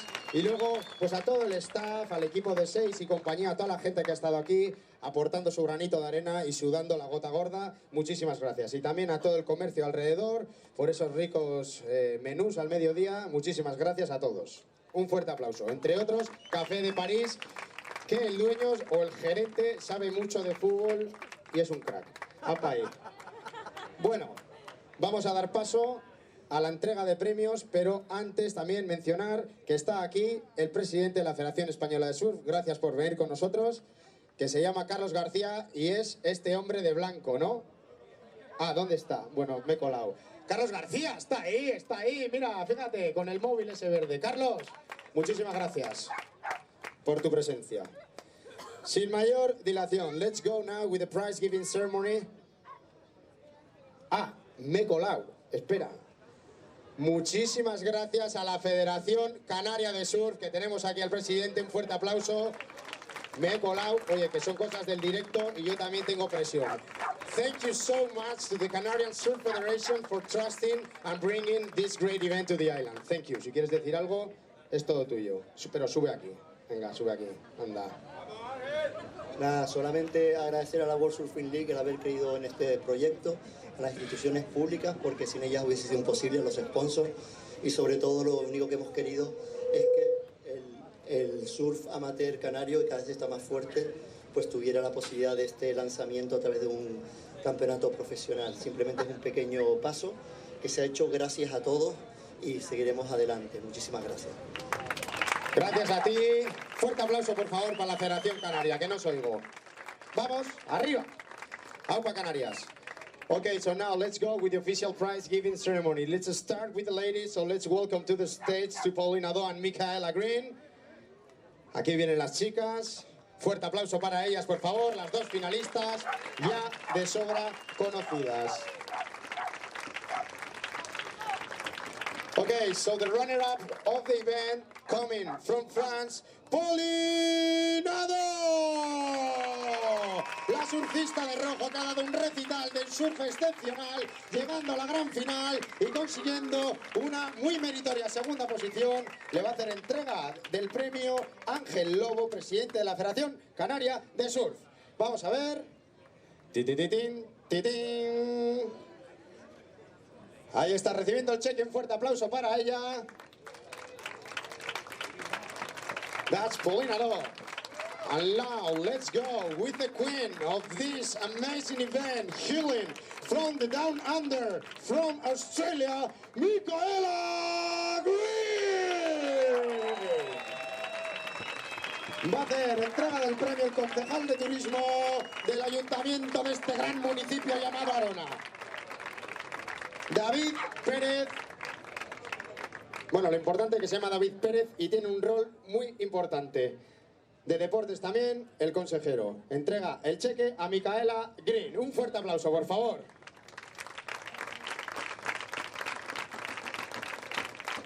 Okay, so before the rain, let's go with the mic. Pauline Ado, amiga mía. Pasar el micro, vamos. Well, freedom of speech for you. ¿Inglés o español? In English, well, in Spanish, go in Spanish, why not? Ala, saliendo de la zona de confort, claro que sí, allá donde fueres, haz lo que vienes. Pauline Ado. He pasado una muy buena semana aquí, es mi primera vez en Tenerife y hemos tenido buenas olas, un poco pequeñas pero de calidad. Yo quería ganar, pero Michaela ha hecho muy bien surfing. Good job, Michaela, congrats. Y gracias a los locales, a la organización, a la World Surf League, para poner este evento. Muy bien. Hasta el año próximo. Gracias. Aupa Pauline Ado, surfista de calidad, y de calidad es tu español, claro que sí. Okay, so now let's go with the queen, with the winner of this 6th edition of Las Americas Pro Tenerife. Congratulations, first things first. And what do you feel on being on the top of the summit right now? Yeah, it's amazing. There was amazing waves out there, and Pauline was definitely a really tough competitor, and I have a lot of respect for her. So it's great to compete against her. But yeah, I was just really lucky to get a couple of good waves out there, and it's been pumping over the last few days of the event. So yeah, I'd just like to say a huge thank you to WSL and all of the event organisers for putting this amazing event on, and just my mum as well. She's at home watching. I know she's there. So hi, mum. Thanks for watching and all the support. And my sister Eliza, and just all my friends and family that are watching at home, and my sponsors, Lost Surfboards, Ella Bachet, Super Advice Services, and Surfboard Empire. So yeah, thanks. Muchas gracias, Canarias. ¡Ole! Muchas gracias, Canarias. Un largo speech en inglés para los internautas, pero bueno, en resumidas cuentas que está agradecidísima a todos y muy contenta por haber ganado AUPA Michaela Green.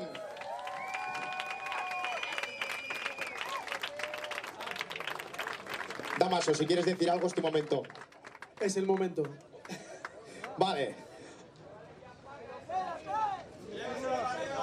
Venga, pues enhorabuena a las chicas. Stay around, please, ladies, as we are going to have the official picture with the finalists of the event.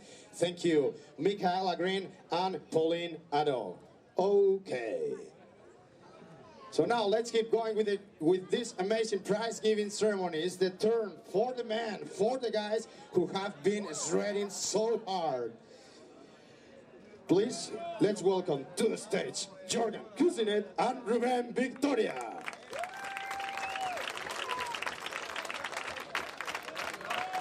Todavía no hemos repartido los premios, solo los estamos introduciendo. Vale.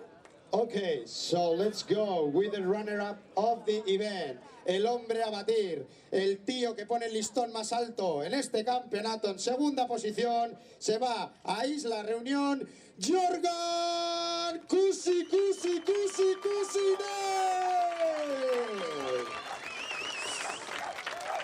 AUPA Jordan Cousinet le va a hacer entrega del premio Sebastián Roque, concejal de Deportes de Arona. ¡Vamos! Coge el cheque, el concejal de Deportes le va a hacer entrega del premio a Jordan Cousinet. Un fuerte aplauso, por favor. ¡Vamos! Effective Wonder. Y vamos a ver qué me invento, porque yo casi lo he hecho todo, ya lo he dicho antes y no lo voy a volver a repetir. Si el hombre a batir era Jordan Cousinet, este ha sido el chaval que se ha salido de la tabla. Tenía una situación complicadísima en la recta final de la manga, estaba en combinación y se ha sacado un 9,10 y luego el único 10 del evento, consiguiendo así la victoria. Viene desde Zarauz, tiene más hambre que ninguno, se llamaba Rubén Vitria y ahora se llama Rubén Vitria. Campeón de esta sexta edición, el pelo pincho, madre mía. Las Américas, Tenerife, Pro, entrega el premio el ilustre alcalde de este gran ayuntamiento del municipio de Arona, José Julián Mena. Un fuerte aplauso, por favor. ¡Arriba! Que viva el surfing popular. Okay, so before the rain, let's go with the man, the myth, Jordan Cousinet. First things first, thank you so much for the great show. Man, I'm wishing to see you next year on the world tour.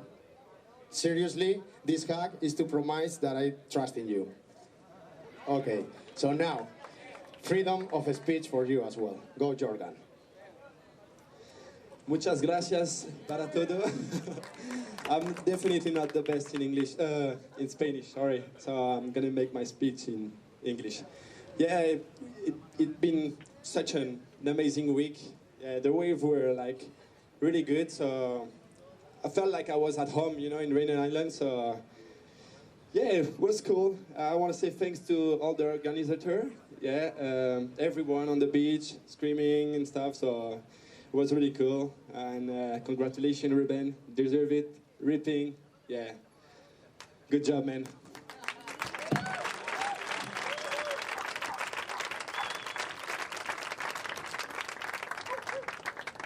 Grandes palabras de deportividad, diciéndole que ha sido una justa victoria y felicitándole a su rival, el ganador Rubén Vitria. Otro fuerte aplauso para Jordan Cousinet, por favor, que me emociona. Y ahora vamos a ir con el ganador. Apunten bien su nombre porque viene pisando fuerte. En inglés solo sabe decir fan, fan, fan hasta el momento, lo cual no es malo. Ostras. Bueno, estas cosas pasan en el surf, que no sabes cuándo te va a caer la sección, pero bueno, los reflejos están ahí. Se acaba de hacer un tubo. 6, 6, 6, por favor, pero... Bueno. Grande Jordan Cusinet, grande Rubén Vitoria. Ahora sí, vamos a cederle el testigo. Rubén, el testigo, coge el plátano, ¿por qué no? Y coge también el micrófono. Venga, vamos a ver. Muchas gracias, compañero. No, para empezar, quiero agradecer a todos los compañeros y toda la ayuda y todo el support que me han hecho mis amigos y desde casa y todo, los sponsors y todo, y muchas gracias. Por otro lado, muchas gracias a los locales y la organización. Ha sido un campeonato increíble y al final hemos tenido bolitas guapas, o sea que muchas gracias Canarias y seguro que el año que viene estoy aquí. Opa Rubén Vitoria, no le vamos a forzar más porque está emocionadísimo. Campeón de las Américas, Pro Tenerife, Rubén Vitoria, señoras y señores. Okay, so now let's go with the official picture, if you guys want, with the 4 finalists. Vamos a subir a la tarima a las 4 finalistas, Michaela Green y Paulina Do, que se sumen al baile oficial junto a Jordan Cusinet y Rubén Vitoria. Vamos a ver, foto oficial, creo que merece la ocasión, ¿sí o no? ¿Estáis o no estáis? Sí. Vale, fuerte aplauso para ellos, por favor, Mario, ayuda, ayuda. Ahí.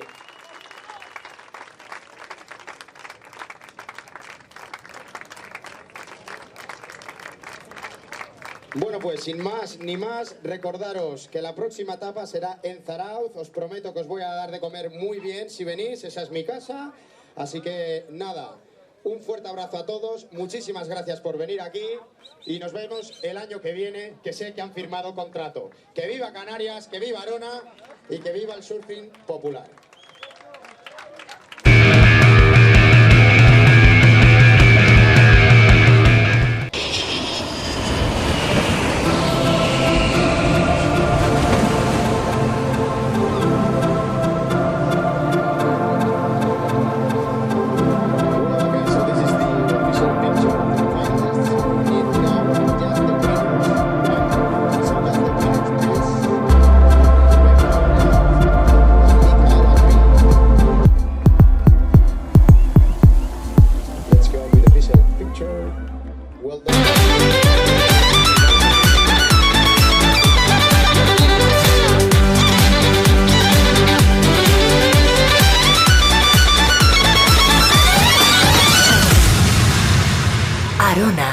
Donde vive la vida.